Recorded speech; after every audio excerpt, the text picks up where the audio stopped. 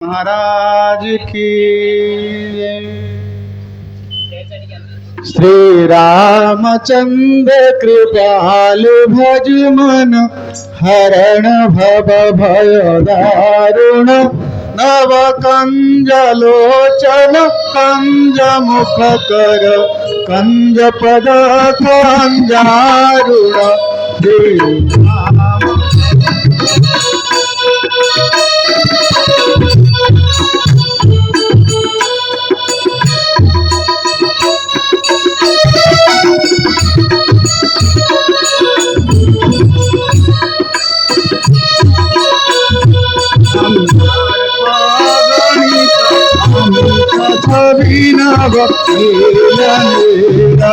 सुंदरम तटपीतमानः तडितरुचि नवीयरागसुतावरम्।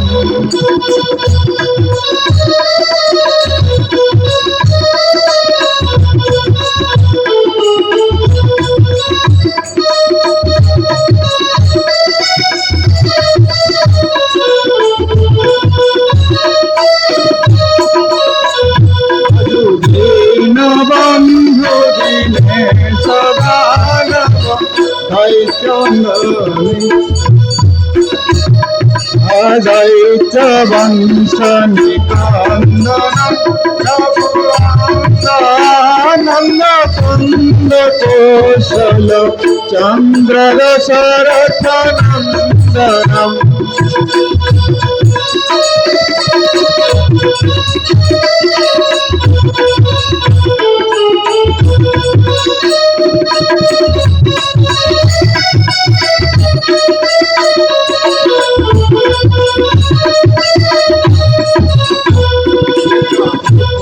कुंडल तिलक चारु सुधारु अंग विभूषण, आजानुभुज शरचापधर संग्रामदित खर दूषणम्।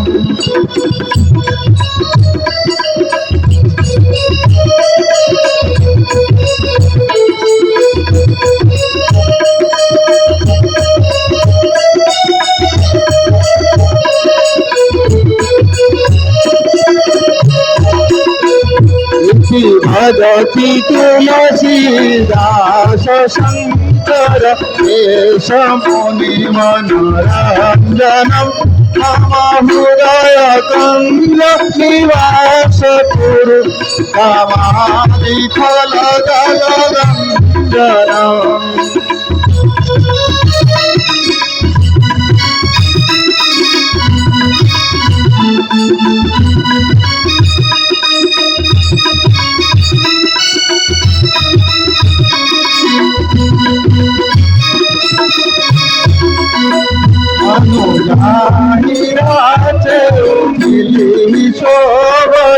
भज सुंदर चावर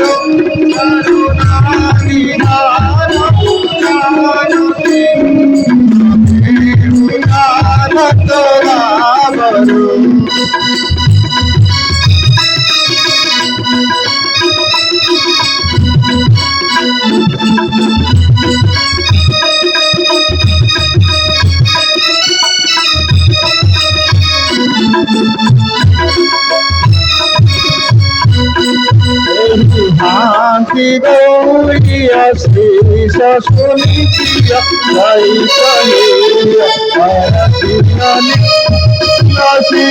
भवानी मोदित वन चली।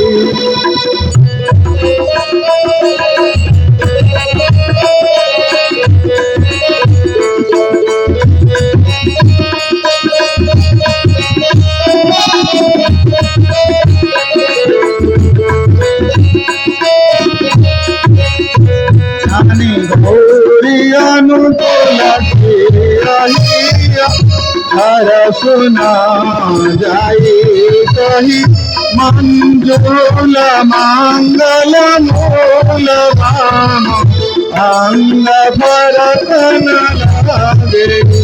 श्री रामचंद्र कृपालु भगवान हरण भव भय दारुण नव कंज लोचन कंज मुख कर कंज पद संसारुण श्री रामचंद्र कृपालु भगवान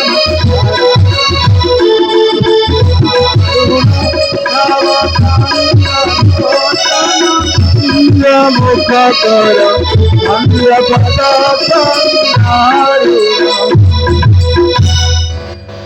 श्री रामचंद्र भगवान की, श्री राम लला सरकार की, राम लक्ष्मण भरत शत्रुघ्न महाराज की, सीता मैया की, हनुमान जी महाराज की, आज की आनंद की, अनंत कोटि वैष्णव वृंद की, समागत गौर भक्त वृंद की, विदाय गौर प्रेमानंद।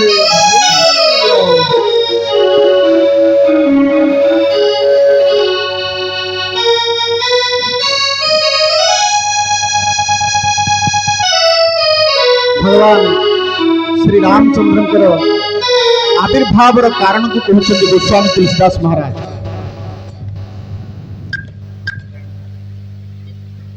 स्वयंभु मनु अरु शतरूपा जिन्हते भैनर सृष्टि अनुपा। याज्ञवल्क मुनि भरद्वाज मुनि को कहते जिते भरद्वाज मुनि जिज्ञासा करछंती, हे मुनिश्रेष्ठ आपण मते कृपा करी भगवान से जो लीला कथा वर्णना करंतु। आउ ए लीला कथा वर्णना करछंती याज्ञवल्क मुनि को कथा ना जो कथा की शिवजी पार्वती को कहउछंती। पार्वती जिज्ञासा करछंती, हे प्रभु मते कहंतु ए निर्गुण ब्रह्म सगुण ब्रह्म हेले किपरि, से कथा को व्याख्या करछंती ना भगवान ए मनुष्य अवतार नबार कारण कौन। गोस्वामी चारोटी कारण वर्णना कर। प्रथमे कहले कौन ना जेतेबेले सनक सनंदन सनातन और सनत कुमार चारि कुमार, ये चारि कुमार होचंती ब्रह्माजी मानस पुत्र। ब्रह्माजी सृष्टि रे प्रथम जीव आउ समस्ते 5 वर्षीय बालक माने आदि जीव ब्रह्मा ठारू ये सृष्टि हेले ये प्रथम जीव, किंतु अद्यावधि से माने होचंती 5 वर्षीय बालक 5 वर्ष। से थरे चिंता कले जे आमे भगवान को दर्शन करिवा, वैकुंठ को गले। वैकुंठ को जाउछंती चारि कुमार, समस्त तो कुमार अवस्था।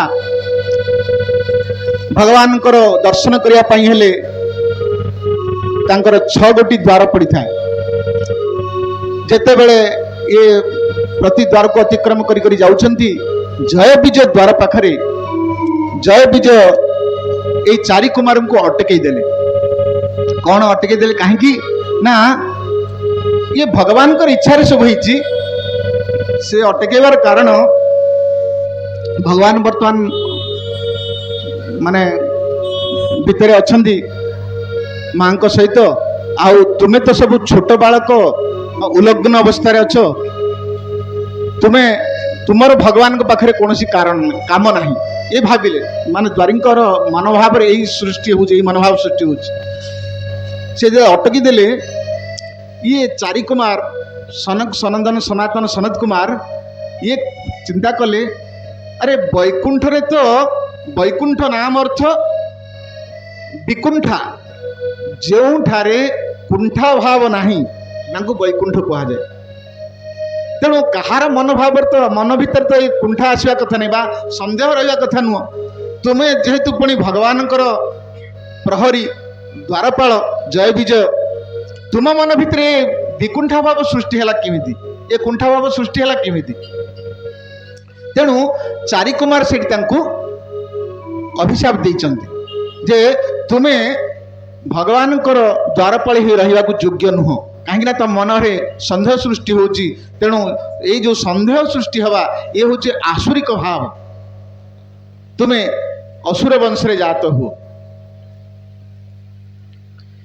तापर तांको अभिशाप देइछन्ति अभिशाप देला परे भगवान आसुचंदी भगवान आसिले हाँ भगवान तो होचंदी ब्राह्मण प्रिय ब्राह्मण मान को किछि हेले भगवान हाँ अप्रसन्न हो जिवे ब्राह्मण मान जदि प्रसन्न भगवान प्रसन्न भगवान आसिले भगवान आसिला परे ये दूत जय विजय तांको अनुरोध कले प्रभु आमर आपण होचंदी ब्राह्मण भक्त हाँ नमो ब्रह्मण्य देवाय गो ब्राह्मण्य हिताय च किंतु आम मन रे कौन भाव सृष्टि है आम जानूनु किंतु आम अटके देलु आउ ये चारि कुमार आमको अभिशाप देले से भगवान आसिले आसी तांको ब्राह्मण को चारि कुमार जिते देखले भगवान को दंडवत कले भगवान मध्य प्रणाम ग्रहण कले एवं से द्वारी मान को कहते नाई नाई तुम किसी चिंता कर ना यहाँ मो इच्छा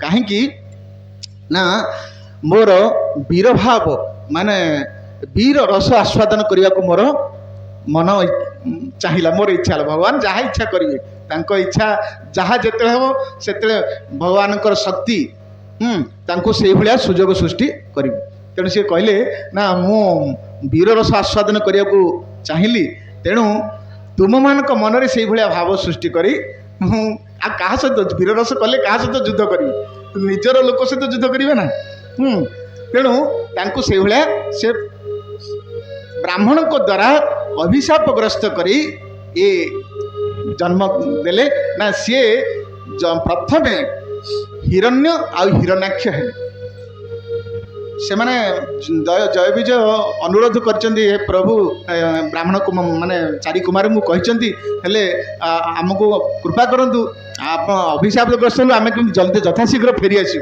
सी कहले देख तुमको 3 जन्म ग्रहण करिया को पड़ियो भगवान रसास्वादन करेंगे हाँ प्रथमे सी हे कौन ना हिरण्य और हिरण्याक्ष हिरण्याक्ष को भगवान बध कले कौन ना बराह रूप धरिकी ये बराह मध्य बराहंकर आविर्भाव कथा मध्य वर्णना करचंती ना बराह जी भगवानकर नासिकारु से जेते चाहिए पृथ्वी जेते जलमग्न थिला बुड़ी रही जल मतलब अगाध जल भितर सेते बेले ब्रह्माजी चिंता कले मनु सृष्टि हेले जेते ब्रह्माजी जीव सृष्टि कले चारि कुमार को सृष्टि करचंदी तापरे तांकर जो रुद्र को सृष्टि करचंदी तापरे प्रजापति मान को सृष्टि करचंदी समस्त को सृष्टि कला परे जेते देखिले मो सृष्टि बढ़ुनी तापरे से कौन कले ना मनु को सृष्टि कले हाँ मनरु मनु को सृष्टि कले मनु आ शत्रुपा को सृष्टि कले से देखिले ना मैथुनी सृष्टि द्वारा ए सृष्टिर विस्तार लाभ करिवे तापरे मनु पचारे प्रभु मु आमे सृष्टि केमिति रहबु ये तो धरित्री नाही पृथ्वी तो नाही पृथ्वी तो रसातलगामी आमे ये वंश विस्तार करिवु केमिति तेणु ब्रह्माजी चिंता कले ना पृथ्वी जेहेतु जल बुड़ी रही पृथ्वी को उद्धार करने चिंता करुचंती तांकर नासिकारु बराहदेव सृष्टि हेले तापरे से जल भितर प्रवेश करचंती एवं पृथ्वी को तांकर दंतरे धरी आनिकी पृथ्वी जल उपरे पृथ्वी को स्थापन करचंती से जेते आसुचंती सेही समय हिरण्याक्ष तांको सहित युद्ध करने चाहिए ये हिरण्याक्ष ये जेहेतु द्वारपाल ये अतीव बलवान हाँ अभिशाप ग्रस्त हो सीना किंतु बलवान ना से कौन कले ना जल भितर सी आगु बुलिले माने जिते हिरण्याक्ष हिरण्यकश्यप जन्म हेले हिरण्याक्ष चाहिए क्या सहित युद्ध करी वरुण देव अच्छा सी शुणिले ना वरुण देव होती समस्त योद्धा वरुण देव पाखले सी युद्ध भिक्षा कले मु तुम सहित युद्ध करने को चाहूँगी किंतु वरुण देव कहले वरुण देव जानीगले जे या सहित मु युद्ध करी से सूचई देले जे तुम सहित युद्ध करने जड़े अमित विक्रमशाली बलशाली आसवे सी जन्म हे सहित तुम युद्ध कर से बराह देव सहित तुम युद्ध कर सूचई देती ଆଉ ଏଇ ଅବସରରେ ମଧ୍ୟ ବରାହଦେବ ଯେତେବେଳେ ପୃଥିବୀକୁ ଧରି ଆସୁଛନ୍ତି ସିଏ ଜାଣିଲେ, ଇଏ କହିଲେ ଇଏ ତୁମେ ତ ହେଉଛ ଜଣେ ବନ୍ୟ ଜଙ୍ଗଲୀ ପଶୁ, ତୁମେ ତ ବନ୍ୟରେ ରହିବା କଥା, ତୁମେ ଜଳ ଭିତରେ ପ୍ରବେଶ କଲ କେମିତି? ସେଠି ତାଙ୍କୁ ଯୁଦ୍ଧ କରିବା ପାଇଁ ଇଚ୍ଛା ପ୍ରକାଶ କରୁଛନ୍ତି କ'ଣ ଜଳ ଭିତରେ। କିନ୍ତୁ ବରାହଦେବ ପୃଥିବୀକୁ ଯେହେତୁ ସ୍ଥାପନ କରିବାର ଅଛି ସେ ପୃଥିବୀକୁ ଆଣି ଉପରେ ସ୍ଥାପନ କଲେ। ତାପରେ ହିରଣ୍ୟାକ୍ଷ ସହିତ ଯୁଦ୍ଧ କଲେ। ହିରଣ୍ୟାକ୍ଷ ସହିତ ଯୁଦ୍ଧ କରିବା ପରେ ହିରଣ୍ୟାକ୍ଷକୁ ବଦ୍ଧ କଲେ। ସେ ପ୍ରସଙ୍ଗ ବହୁତ ଲମ୍ବା ପ୍ରସଙ୍ଗ। କ'ଣ କରିଛନ୍ତି ନା ବହୁତ ବଚସା ହେଇଛି। ହିରଣ୍ୟାକ୍ଷ ଚାହିଁଛି, ହିରଣ୍ୟାକ୍ଷକୁ ସେ ଗଦା ପ୍ରହାର କରିଛନ୍ତି। ହଁ, ସେ ଗଦାକୁ ଇଏ ଛୁଞ୍ଚି ଭଳି ଧରିଛନ୍ତି। ତାପରେ ଦେବତାମାନେ ଉପରେ ଇଏ ଦେଖୁଛନ୍ତି ଏସବୁ ଯୁଦ୍ଧ। ବ୍ରହ୍ମାଜୀ ଦେଖୁଛନ୍ତି। ବ୍ରହ୍ମାଜୀ କହୁଛନ୍ତି, ହେ ପ୍ରଭୁ, ଆପଣ ଯେତେବେଳେ ସମୟ ଅତିକ୍ରାନ୍ତ ହେବ, ସନ୍ଧ୍ୟା ସମୟ ହେବ, ଅସୁରମାନଙ୍କର ବଳ ବଢ଼ିଯିବ, ଆପଣ ଯଥାଶୀଘ୍ର ଏ ଅସୁରକୁ ବିନାଶ କରନ୍ତୁ। କିନ୍ତୁ ଭଗବାନ ବ୍ରହ୍ମାଜୀକୁ କହୁଛନ୍ତି, ନା ଯେହେତୁ ବୀରରସ ଆସ୍ୱାଦନ କରିବାକୁ ଇଚ୍ଛା ଅଛି ନା, ବୀରରସ ଆସ୍ୱାଦନ କେମିତି ହେବ? ଯଦି ଯୁଦ୍ଧ ନ ହେବ ତାହେଲେ ଆସ୍ୱାଦନ କରିହେବନି।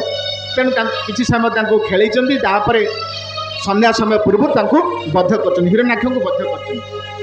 ହିରଣ୍ୟାକ୍ଷକୁ ବଦ୍ଧ କରିବା ପରେ ହିରଣ୍ୟକଶିପୁ ସେ ତାଙ୍କର ପ୍ରତାପ ଦେଖିଛନ୍ତି। ହିରଣ୍ୟକଶିପୁ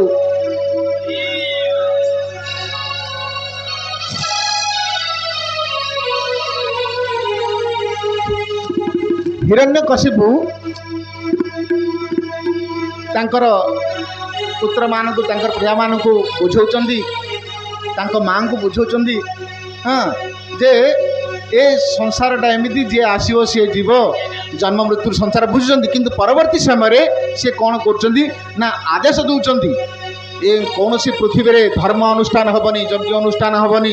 ବ୍ରାହ୍ମଣମାନେ ଯଦି ଯଜ୍ଞ କରିବେ ତାହେଲେ ଦେବତାମାନଙ୍କର ବଳ ବୃଦ୍ଧି ହେବ। ହଁ, ଯେଉଁଠି ଯଜ୍ଞ ହେଉଛି, ଯେଉଁଠି ପିତୃକାର୍ଯ୍ୟ ହେଉଛି, ଯେଉଁଠି ପୂଜା ହେଉଛି, ଯେଉଁଠି ହବନ ହେଉଛି, ସେଠି ତମେ ଧ୍ୱଂସ କର। ଏଇଭଳି ଭାବରେ ଆଦେଶ କରୁଛନ୍ତି ହିରଣ୍ୟକଶିପୁ। ହଁ, ତାପରେ ତାଙ୍କର ଧରିତ୍ରୀ ମାତା ଅନୁରୋଧ କରୁଛନ୍ତି କେମିତି ସୃଷ୍ଟି ରହିବ, ଏଇଭଳିଆ ଉପଦ୍ରବ ଚାଲିଛି, ଦେବତାମାନେ ଭୀତତ୍ରସ୍ତ ହେଉଛନ୍ତି।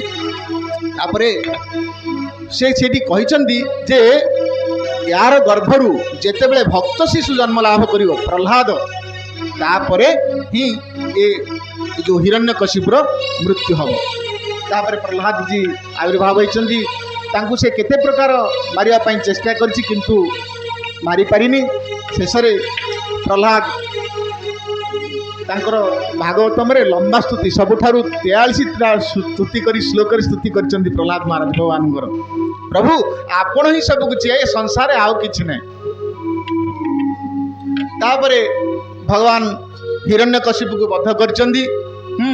ସଂସାରରେ ପୁଣି ଧର୍ମ ପ୍ରତିଷ୍ଠା କରିଛନ୍ତି। ପରିତ୍ରାଣାୟ ସାଧୁନାଂ ବିନାଶାୟ ଚ ଦୁଷ୍କୃତମ୍ ଧର୍ମ ସଂସ୍ଥାପନାର୍ଥାୟ ସମ୍ଭବାମି ଯୁଗେ ଯୁଗେ। କହିଲେ କ'ଣ, ଭଗବାନ ଚାହିଁଥିଲେ ବୈକୁଣ୍ଠରେ ରହି ମଧ୍ୟ ଏ ପାପୀମାନଙ୍କୁ ଧ୍ୱଂସ କରିଦେଇ ପାରିଥାନ୍ତେ।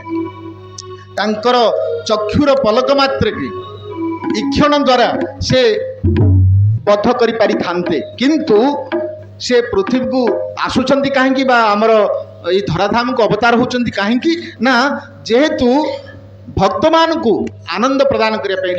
ଲୀଳା କଲେ ତ ଭକ୍ତମାନେ ଆନନ୍ଦ ହେବେ। ଲୀଳା ଭଗବାନଙ୍କର ଲୀଳା ଗୁଣ କରିବେ, ଗାନ କରିବେ, ଆନନ୍ଦ ହେବେ କେମିତି? ରସ ଆସ୍ୱାଦନ ହେବ, ତା ସହିତ ଲୀଳା ହେବ, ଯାହାକୁ କି ଭକ୍ତମାନେ ପରବର୍ତ୍ତୀ ସମୟରେ ଗାନ କରି କରି ଉଦ୍ଧାର ପ୍ରାପ୍ତ ହେବେ। ବୋଲେ ନରସିଂହ ଭଗବାନ କି ଜୟ। এইভাবে ভাবে বরাহ অবতার, নৃসিংহ অবতার হয়েছেন। তাপরে যেতবে সেই অবতার হেলে, সে কৌଛନ୍ତି যে সে অবতারে প্রহ্লাদ মহারাজ যেতে আসিকি তাঙ্কর কোଳରେ বসিলে, সে তাঙ্কু ইয়ে তো নরসিংহ, অধা নর অধা সিংহ, তাঙ্কু চাটিবাকু লাগিলে, মানে বাৎসল্য প্রেম কলে। ଏ ସେ ବାତ୍ସଲ୍ୟ ପ୍ରେମ କରୁ କରୁ ଆଙ୍କର ମନ ଭିତରେ ଗୋଟେ ଭାବ ସୃଷ୍ଟି ହେଲା। ପୁତ୍ର ସହିତ ପିତାର ସମ୍ପର୍କ କ'ଣ, ସେ ଭାବନା ସୃଷ୍ଟି ହେଲା। ସେ ଚାହିଁଲେ ମୁଁ ଟିକେ ଏହି ବାତ୍ସଲ୍ୟ ରସଟାକୁ ଆସ୍ୱାଦନ କରିବି, ବୀରରସ ଆସ୍ୱାଦନ କରି, ବୀରରସ ଆସ୍ୱାଦନ କଲେ, ତାପରେ ଚାହିଁଲେ ମୁଁ ବାତ୍ସଲ୍ୟ ରସଟା କେମିତି ଆସ୍ୱାଦନ କରିବି। କେମିତି ହେବ? ବାତ୍ସଲ୍ୟ ରସ ତ ନାହିଁ ବୈକୁଣ୍ଠରେ। ସେ ସଦା ସଦାବେଳେ ନବାୟମାନ, ସଦାବେଳେ କୈଶୋର ଅବସ୍ଥା। ମାନେ 16 ବୟସ ସବୁବେଳେ ଭଗବାନଙ୍କର। ସେ ହେଲେ ଏଇ ବାତ୍ସଲ୍ୟଟା କେମିତି ହେବ, ବାଲ୍ୟ ଲୀଳାଟା କେମିତି ହେବ? ତ ତ ଅବତାର କଲେ ଜନ୍ମ ଲାଭ କଲେ ତ ହବ। ତେଣୁ ସେ ଚାହିଁଲେ ନା ମୁଁ ବାଲ୍ୟ ରୂପ ଧରି ପିଲା ରୂପ ଧରି ବାଳକ ରୂପ ଧରି ଜନ୍ମଗ୍ରହଣ କରି ତାପରେ ସେ ଆଶ୍ରୟ କରିଛନ୍ତି କ'ଣ ନା ପରବର୍ତ୍ତୀ ତ୍ରେତୟା ଯୁଗରେ ରାମ ଅବତାର ହେଇଛନ୍ତି। ନା ରାମ ଅବତାର ହେଲେ ମୁଁ ମାତୃଗର୍ଭରେ ଆସିବି ଆଉ ତାର ଯେଉଁ ବାଲ୍ୟଲୀଳାର ବାତ୍ସଲ୍ୟ ପ୍ରେମଣାକୁ ମୁଁ ରସାସ୍ୱାଦନ କରିବି। ଏଇଭଳି ଭାବରେ ଇଏ କହିଲେ ଗୋଟିଏ କଳ୍ପର କଥା। এইভাবে ভাবে তাঁকু করলে কোণ না হিরণ্যাক্ষ হিরণ্যকশিপুকে বধ করলে 4 কুমারଙ୍କ দ্বারা অভিশাপগ্রস্ত করে কাহু জয় বিজয়ଙ୍କୁ। আউ গোটে কল্পর কথা কହୁଛନ୍ତି পার্বতী কହୁଛନ୍ତି হে পার্বতী শুণ আউ গোটে কল্পরে মধ্য কেমিতি হইতিলে না ভগবান নারদজি কোণ করছেন না তপস্যা করছেন গঙ্গা নদী তীরে। ନାରଦଜୀ ଅଭିଶାପ ପାଇଛନ୍ତି ଯେତେବେଳେ ଦକ୍ଷ ଯଜ୍ଞ କଥା ଆମେ କାଲି କହୁଥିଲେ। ଦକ୍ଷ ଯଜ୍ଞ ଯେତେବେଳେ ହେଲା ଦକ୍ଷ ପ୍ରଜାପତି ନାରଦଙ୍କୁ ଗୋଟେ ଅଭିଶାପ ଯଜ୍ଞରେ ନୁହଁ ଯେତେବେଳେ ପ୍ରଚେତାମାନଙ୍କୁ ନାରଦଜୀ ସବୁ ମାନେ ସେମାନେ ଚାହୁଁଥିଲେ ସଂସାର କରିବା ପାଇଁ ସଂସାର ପ୍ରବେଶ କରିବା ପାଇଁ ନାରଦଜୀ ସେମାନଙ୍କୁ ସମସ୍ତଙ୍କୁ ନେଇଗଲେ କ'ଣ ବ୍ରହ୍ମଚାରୀ କରିଦେଲେ ସମସ୍ତଙ୍କୁ କ'ଣ ମାନେ ଭଜନ କରିବା ପାଇଁ ଭଗବାନଙ୍କର ଭଜନ କରିବା ପାଇଁ ଛାଡ଼ିଦେଲେ। হ্যাঁ সেটু দক্ষ প্রজাপতি রাগিলে তাঁকু কহিলে তুমি গোটিয়ে জায়গায় আশ্রম করিকি বসিবারু এইসব অবস্থা হচ্ছে তুমি গোটিয়ে জায়গায় বসি পারিব না। তাঁকু অভিশাপ কলে তুমি খালি সবুলে এমনি বুলুথিব। তেণু নারদ কম করতে বীণা বজি বজি সবুলে নারায়ণ নারায়ণ গান করে বুলନ୍ତି সে বসি পারুনি রহিপারুনি কাହିଁକି না দক্ষଙ୍କର ତାଙ୍କ ଉପରେ ଅଭିଶାପ ଅଛି। হ্যাঁ সে କ'ଣ କଲେ ଥରେ ନାରଦ ଯେମିତି ବୁଲି ବୁଲି ଆସୁଛନ୍ତି ଦେଖିଲେ ମନ୍ଦାକିନୀ ମାନେ ଗଙ୍ଗା ତୀର ଅଛନ୍ତି ଗଙ୍ଗା ନଦୀ ତଟରେ ସୁନ୍ଦର ଉପବନ ଅଛନ୍ତି। ସେ ସୁନ୍ଦର ଉପବନ ଦେଖି ନାରଦଜୀଙ୍କର ଟିକେ ମାନେ ଲୋଭ ହେଲା ନାହିଁ ସେଠି ମୁଁ ଏଇଠି ହିଁ ଟିକେ ଭଜନ କରିବି। ଭଗବାନଙ୍କର ଇଚ୍ଛା ସେଠି ଭଜନ କରୁ। ଯେତେବେଳେ ଭଗବାନଙ୍କର ଇଚ୍ଛା ହୁଏ ନା କୌଣସି କିଛି ପ୍ରଭାବ ତାଙ୍କ ଉପରେ ପଡ଼େ ନାହିଁ। ହେଲେ ଏଇ ଅଭିଶାପ ଥାଇ ମଧ୍ୟ କିନ୍ତୁ ନାରଦଙ୍କର କିଛି ହେଲା ନାହିଁ। ସେ ସେଠି ତପସ୍ୟା କଲେ। ତପସ୍ୟା କରୁଛନ୍ତି ନାରଦ ଯେତେବେଳେ ଏତେ ତପସ୍ୟାରେ ମଗ୍ନ ଅଛନ୍ତି ସେତେବେଳେ ଇନ୍ଦ୍ର ଦେବରାଜ ଇନ୍ଦ୍ର ଭୀତତ୍ରସ୍ତ ହେଲେ।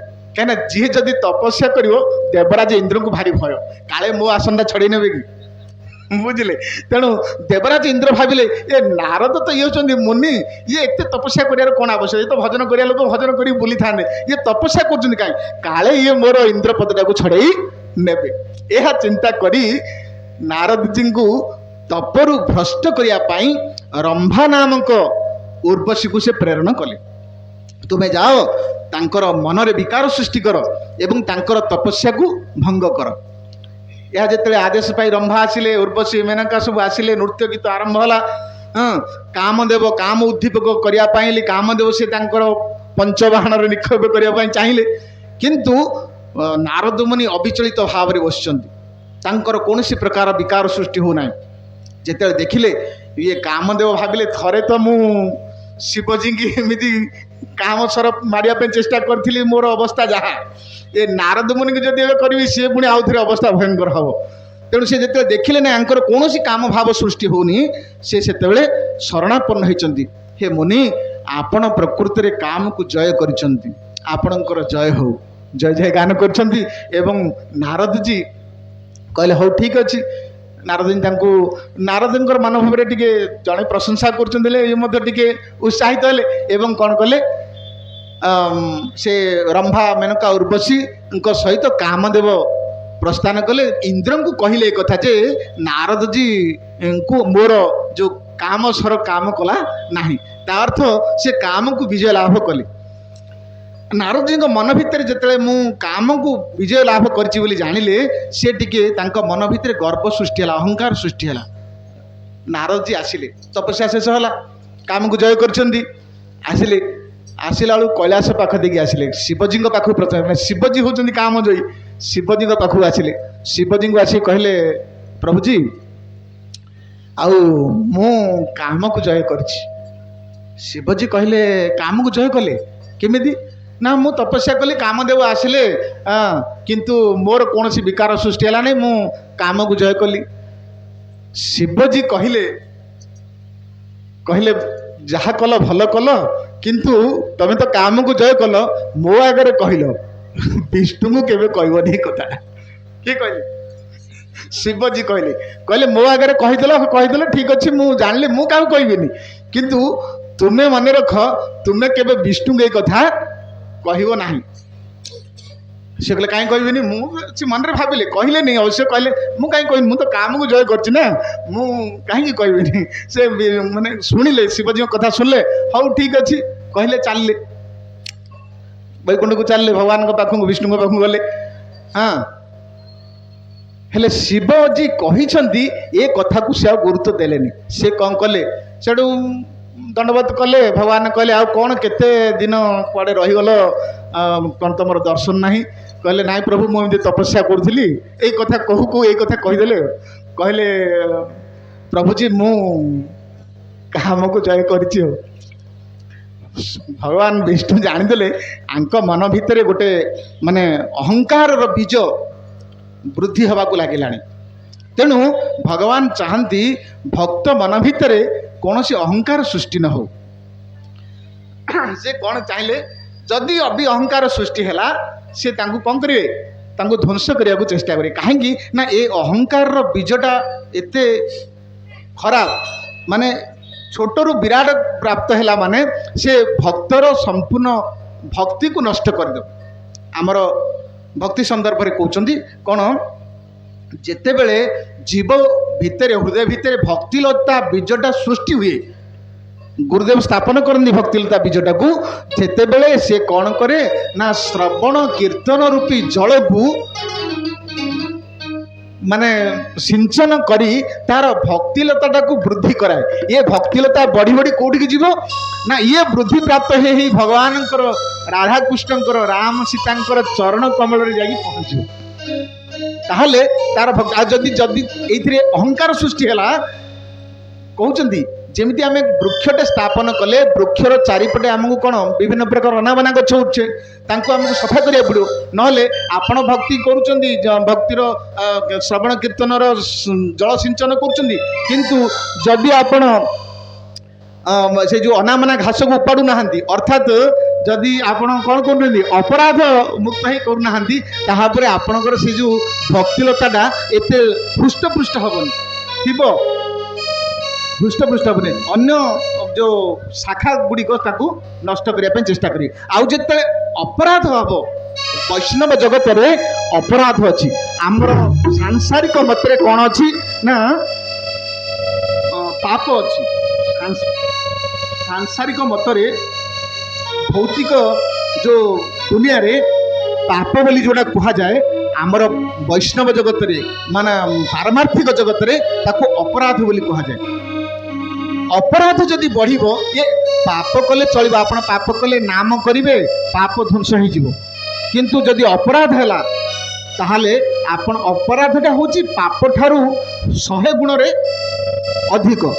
ଏ ଅପରାଧ ଯଥାଶୀଘ୍ର ନଷ୍ଟ ହେବ ନାହିଁ। ତେଣୁ ଅପରାଧକୁ ନଷ୍ଟ କରିବାକୁ ହେଲେ, ମାନେ ଯାହା ପାଖରେ ଅପରାଧ କରିଥିବେ ତା ପାଖରେ ହିଁ କ୍ଷମା ପ୍ରାର୍ଥନା ହେବାକୁ ପଡ଼ିବ। ଆଉ ଯେତେ ଅପରାଧ ହେବ, ଏଇ ଯେଉଁ ଭକ୍ତିଲତା ବୀଜଟା ନଷ୍ଟ ହେଇଯିବ। ଅର୍ଥାତ୍ ଅପରାଧକୁ ଆମର କହୁଛନ୍ତି ଭକ୍ତି ସନ୍ଦର୍ଭରେ କ'ଣ ନା, ଯେଉଁ ମତୁଆଲା ହାତୀ, ମାତାଲ ହାତୀ ଯେମିତି ପଶିଲା ମାନେ କିଆରିରେ ସମ୍ପୂର୍ଣ୍ଣ ଧ୍ୱଂସ କରିଦେବ, ସେ କାହାକୁ କିଛି ମାନିବନି। ସେଇଭଳିଆ ଏ ଅପରାଧଟା କ'ଣ କରିବ ନା, କିଛି ମାନିବନି, କୌଣସି ବାଡ଼ ବନ୍ଧା ମାନିବନି, ଇଏ ଭକ୍ତିଲତାଟାକୁ ନଷ୍ଟ କରିଦେବ। ତେଣୁ କହୁଛନ୍ତି କ'ଣ ନା, ଏ ଯେତେ ନାରଦଜୀଙ୍କ ମନ ଭିତରେ ଏ ଭାବ ସୃଷ୍ଟି ହେଲା, ଏ ଯେଉଁ କ'ଣ ସନ୍ଦେହ ସୃଷ୍ଟି ହେଲା, ଭଗବାନ ଚାହିଁଲେ ତାଙ୍କର ସନ୍ଦେହକୁ ଦୂର କରିବା ପାଇଁ, ଆଉ ତାଙ୍କର ଗର୍ବକୁ କେମିତି ସେ ନଷ୍ଟ କରିବା ପାଇଁ ଚାହିଁଲେ। ସେ କହିଲେ ହଉ ଠିକ୍ ଅଛି, ମୋତେ ହଁ ଭଲ କଥା, ନାରଦ ତମ ଭଳିଆ ଲୋକ, ତମେ କାମକୁ ଜୟ କରିପାରିବନି, ଆଉ ଜୟ କରିବ କି? ସଂସାରରେ ତୁମର ଭଳିଆ ମୁନି ତ ହିଁ କାମକୁ ଜୟ କରିବେ ନା, ତେଣୁ ତୁମେ ଜୟ କରିପାରିବ, ତୁମେ ହିଁ ଏ କାମକୁ ଜୟ କରିବା ପାଇଁ ସମର୍ଥ ପୁରୁଷ। ଯେତେବେଳେ ଏହା କହିଲେ, ତାଙ୍କ ମନ ଆହୁରି ମଧ୍ୟ ଉତ୍ସାହ ହେଲା। ନାରଦଜୀ ଠିକ୍ ହେଲେ ଆସୁଛନ୍ତି, ନାରଦଜୀ ପୁଣି ଦଣ୍ଡବତ କରି ପ୍ରତ୍ୟାବର୍ତ୍ତନ କରୁଛନ୍ତି। ଆସୁଛନ୍ତି, ଭଗବାନଙ୍କର ମାୟା ଦେଖନ୍ତୁ କେତେ ବଳବାନ। କାଲି କଥା କହୁଥିଲେ, दैवी हेषा गुणमयी मम माया दुरत्यया। श्रीमद् भगवत गीतार कहले मोर माया एते बलवान माने भगवान कहते भगवान माया भगवान माया को एपरिकी आमे तो जीव छार माने ब्रह्माजी पर्यंत शिवजी पर्यंत मध्य मायारे मोहित होइछन्ति भगवान मायारे। आपण देखिबे शिवजी जेतेबेले जो आमर कौन है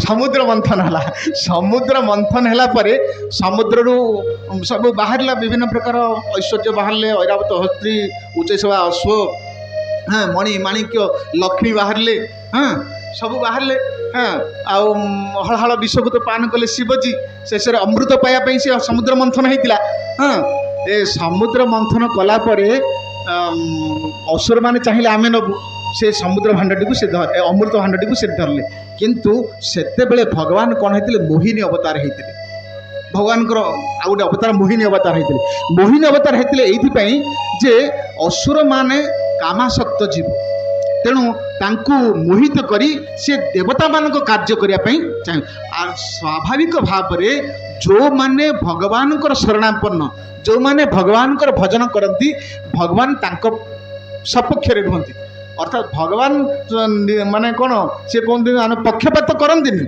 आमर महाराज कहते टीका भगवान पक्षपात करती किंतु भक्त वत्सल माने से असुर माने तांकर संतान देवता माने मध्य तांकर संतान किंतु से देवता मान प्रति सब पक्षरे थे कहीं ना देवता माने भगवान शरणापन्न असुर माने भगवान को मानती ना तेणु स्वाभाविक भाग में जो मैंने भजन करते सी सपक्ष रे ये कौन है सी मोहिनी अवतार होते ये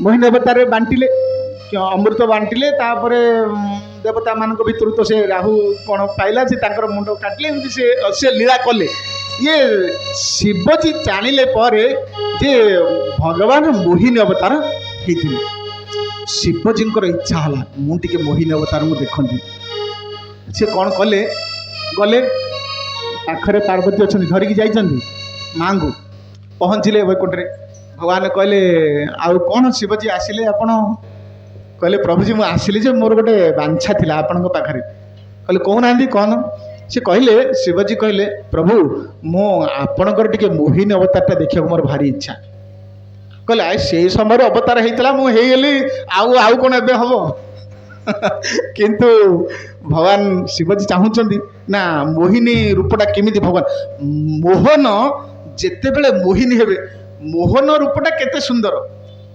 हाँ रामजी रूपटा आप देखते केड़े सुंदर नर्बदुबाद श्याम स्वर सी जदि माने सीतांग भली हेबे हाँ ताहले तांको रूपटा आहरी केते सुंदर न हो तेणु मोहन जिते मोहिनी हेबे से मोहन रे तो से सारा त्रिभुवन को बस कर रखिंट जिते मोहिनी हेबे आउ कौन न करि पारि तेणु से चाहिए शिवजी चाहूँगी निज लोक हाँ कहले हौ किसी कहले शिवजी कहले प्रभु मुझे चाहिए इच्छा करुँगी आपंकर मोहिनी रूपटा देखापी से भल होता एमती चिंता करुँच पाखरे पार्वती अच्छा किछि दूर देखागला सांगे सांगे परिवेश परिवर्तन हो मृदु मलय बहिला पुष्प सृष्टि हेले हाँ भ्रमर माने गुंजन कर अनति दूर अल्प किछि दूर संपूर्ण माने भगवान माया कहले पूरा मम माया दूरत्वया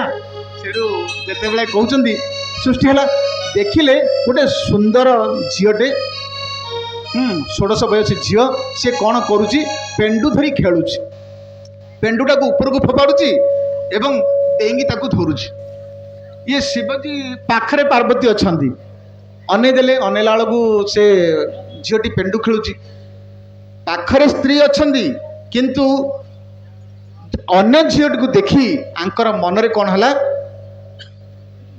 मोहित भाव हेले माने मोह सृष्टि है पाखु चलले आगू आगू चलले सी झीटी कौन कला ये जिते पाखु पाखु जाऊँगी सी खेली खेली पेंडु खेली खेली आगू आगू जाऊँगी भाव में चली शिवजी पछरे चली ଦେଖିଲେ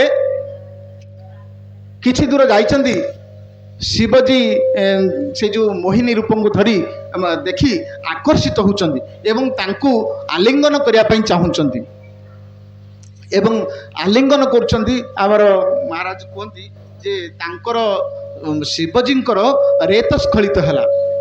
ଏଇ ଯେଉଁ ଆମେ କହୁଛନ୍ତି ସୁନା ରୂପା, ଏଇ ଯେଉଁ ସୁନା ରୂପା ଖଣି ସୃଷ୍ଟି ହେଲା। ତାଙ୍କୁ ମହାରାଜ ଟୀକାକାର ମାନେ ସବୁ ବ୍ୟାଖ୍ୟା କରିଛନ୍ତି ସୁନା ରୂପା ସବୁ ମାନେ ଶିବଜୀଙ୍କର ରେତରୁ ସୃଷ୍ଟି ହେଇଛି। ତେଣୁ ଆଲିଙ୍ଗନ କରିଛନ୍ତି, ସାଙ୍ଗେ ସାଙ୍ଗେ ପୁଣି ଚେଞ୍ଜ ମାନେ ମାୟା ଚାଲିଗଲା, ମାୟାକୁ ହଟେଇ ଦେଲେ ଭଗବାନ। ସେ କହିଲେ ଏଇଟା ହେଉଛି ମୋର ମୋହିନୀ ଅବତାର, ଏଇଭଳିଆ ଥିଲା। ଶିବଜୀ ଲଜ୍ଜିତ ହେଲେ କିନ୍ତୁ ସେ ଲଜ୍ଜା ଅନୁଭବ କଲେନି। କାହିଁକି? ସେ କହିଲେ ମୋର ପ୍ରଭୁ, ମୋର ଭଗବାନ, ମୁଁ ତାଙ୍କର ଦାସ। ସେ ଭଗବାନଙ୍କର ରୂପରେ ମୋହିତ ହେବା ମାନେ ଦାସର କୌଣସି ଲଜ୍ଜା କଥା ନୁହେଁ। ଲଜ୍ଜା ଅନୁଭବ କଲେନି କିନ୍ତୁ ଖୁସି ହେଲେ, ଯାହା ହଉ ଭଗବାନଙ୍କ ରୂପଟା କେତେ ସୁନ୍ଦର, এইভাবে বর্ণনা করছেন।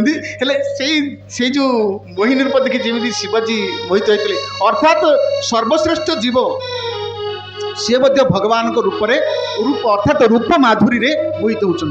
এইভাবে ভাবে নারদ মোহিত হয়েছেন।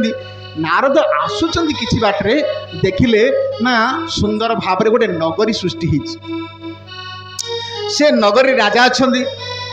রাজা যেতে ইয়ে যাই পৌঁছলে নগর পাখে রাজাঙ্ক পাখে, রাজা তাঁকু পাছুটি নেলে, পাদ্ୟ অর্ঘ্য দেলে, বন্দাপনা কলে, মুনি আসলে বসন্তু, আসন দেলে।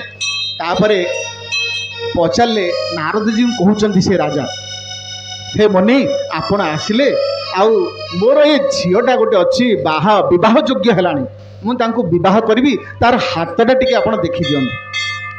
কিଏ କହୁଛନ୍ତି? ସେ ନଗରୀର ରାଜା କୁହନ୍ତି। ସେ ଝିଅର ହାତଟା ଦେଖିଲେ, ସେ ଝିଅଟିର ନାଁ ହେଉଛି ବିଶ୍ୱମୋହିନୀ। ଇଏ ସେଠୁ ନାରଦଜୀ ଦେଖିଲେ ତାଙ୍କ ହାତକୁ, ହାତ ହସ୍ତରେଖା ଦେଖି ଜାଣିଲେ, ହସ୍ତରେଖା ଅଛି ଆମର ଜ୍ୟୋତିଷଶାସ୍ତ୍ରରେ ମଧ୍ୟ ହସ୍ତରେଖା ଦେଖି କୁହନ୍ତି। ସେ ହସ୍ତରେଖା ଯେତେବେଳେ ଦେଖିଲେ, ନାରଦ ଦେଖିଲେ ଏ ଝିଅଟିର ହସ୍ତରେ ଏଇଭଳିଆ ରେଖା ଅଛି, ଇଏ ଯାହାକୁ ବିବାହ କରିବ ମାନେ ସିଏ ଆଉ କ'ଣ ତାର ଆଉ ମୃତ୍ୟୁ ହେବନି, ଆଉ ସେ ମାନେ ସଂସାର ମାନେ ଅଜୟ ହେଇ ରହିବ। ଇଏ ଯେତେବେଳେ ଦେଖିଲେ ମାନେ କହିଲେ ତାହେଲେ ଏ ଝିଅଟି କୁ ମୁଁ ବିବାହ କରିବାକୁ ଯୋଗ୍ୟ, କାହିଁକିନା ମୁଁ ତ କାମକୁ ଜୟ କରିଛି, ମୁଁ ବିବାହ ଯଦି କରିବି ତାହେଲେ ଇଏ ସୁଖରେ ରହିବ, ମୁଁ ମଧ୍ୟ ସୁଖରେ ସଂସାର କାଳାଧିପାତ କରିବି। ନାରଦଙ୍କ ମନରେ ଏ ଭାବ ସୃଷ୍ଟି ହେଲା। ତାପରେ ସେ ତାଙ୍କୁ ରାଜାଙ୍କୁ କହିଲେ, ହେ ରାଜନ, ଏ ଝିଅର ଭାରି କୋଷ୍ଠୀ ବହୁତ ଉଚ୍ଚ ଅଛି, ଆର ହସ୍ତରେଖା କହୁଛି ଇଏ ମାନେ ଭଗବାନଙ୍କ ଭଳିଆ ପୁରୁଷକୁ ଇଏ ପ୍ରାପ୍ତ ହେବ। ତେଣୁ ଏହା ଯେତେବେଳେ କହିଲେ, ସେ କହିଲେ ହଉ ଠିକ୍ ଅଛି, ହଉ ଆର ଯଥାଶୀଘ୍ର ବିବାହର ବ୍ୟବସ୍ଥା କରନ୍ତୁ। ଏହା ଚିନ୍ତା କରିକି କହିକି ତାପରେ ନାରଦଜୀ ମନେ ମନେ ଆସିଲେ ହେରି। ବାଟରେ ଆସୁଛନ୍ତି, ଚିନ୍ତା କଲେ ମୁଁ କ'ଣ କରିବି, ମୁଁ ଯଦି ଆଙ୍କୁ ବିବାହ କରିବି ତାହେଲେ ମୁଁ ମଧ୍ୟ ଭଗବାନଙ୍କ ଭଳିଆ ହେବ। ଏ ଝିଅର ହସ୍ତରେଖାରେ ଅଛି, ଭଗବାନଙ୍କ ଭଳିଆ ପୁରୁଷକୁ ପ୍ରାପ୍ତ ହେବ। ତେଣୁ ମୁଁ କ'ଣ କରିବି? ବର୍ତ୍ତମାନ ମୋର କର୍ତ୍ତବ୍ୟ କ'ଣ? ମୁଁ ଭଗବାନଙ୍କ ଭଳିଆ ହେଲେ ଭଗବାନଙ୍କର ରୂପଟା ହିଁ ମାଗିବାକୁ ପଡ଼ିବ। ତେଣୁ ଇଏ କ'ଣ କଲେ, ମୁଁ ସାଙ୍ଗେ ସାଙ୍ଗେ ଫେରିଥିଲେ ବୈକୁଣ୍ଠରୁ, ଆଉଥରେ ଗଲେ। ମୁଁ କହିଲି ଭଗବାନଙ୍କୁ ହିଁ ଭଗବାନଙ୍କ ରୂପଟା ମାଗିବାକୁ ପଡ଼ିବ, ଅର୍ଥାତ୍ ହରି ରୂପ ହେଲେ ହିଁ ମୁଁ କ'ଣ କରିପାରିବି? ଏ ଝିଅର ପାଣି ଗ୍ରହଣ କରିବି। ତାପରେ ଗଲେ, ଯାଉଛନ୍ତି, ସେ କିଛି ବାଟ ଅନତିଦୂର ଯାଇଛନ୍ତି। ଭଗବାନଙ୍କର ତ ଲୀଳା, ଭଗବାନ କ'ଣ ନାରଦଜୀ ଏବେ ଆପଣ ଗଲେ, ଆଉଥରେ କାହିଁକି ଫେରିଲେ? ନା ପ୍ରଭୁଜୀ ଆଉ ଗୋଟେ କଥା ରହିଲା ଆପଣଙ୍କ ପାଖରେ। ଆଉ କ'ଣ ନା ଆପଣଙ୍କ ରୂପଟା ମୋତେ ଟିକେ ଦେବେ। ଆଉ କିଏ କହୁଛନ୍ତି? ନାରଦଜୀ କହୁଛନ୍ତି ଆପଣଙ୍କ ରୂପଟା ମୋତେ ଦେବେ। କହିଲେ ହଉ ଏ କଥା, ଆଉ ଆପଣ ତ ଭକ୍ତ, ଆପଣ ନେବେ, ଆଉ ମୁଁ ଦେଇଦେବି ଆପଣଙ୍କୁ, ଆପଣଙ୍କ ରୂପ ଦେବି, ମୋ ରୂପଟା ଦେଇଦେବି। ହଉ, ତାଙ୍କର ରୂପ ଧରିକି ପ୍ରତ୍ୟାବର୍ତ୍ତନ କଲେ, ଫେରୁଛନ୍ତି। ଆସିଲେ, ସେତେବେଳକୁ ଇଏ ସ୍ୱୟଂବର ଆରମ୍ଭ ହେଇଗଲାଣି।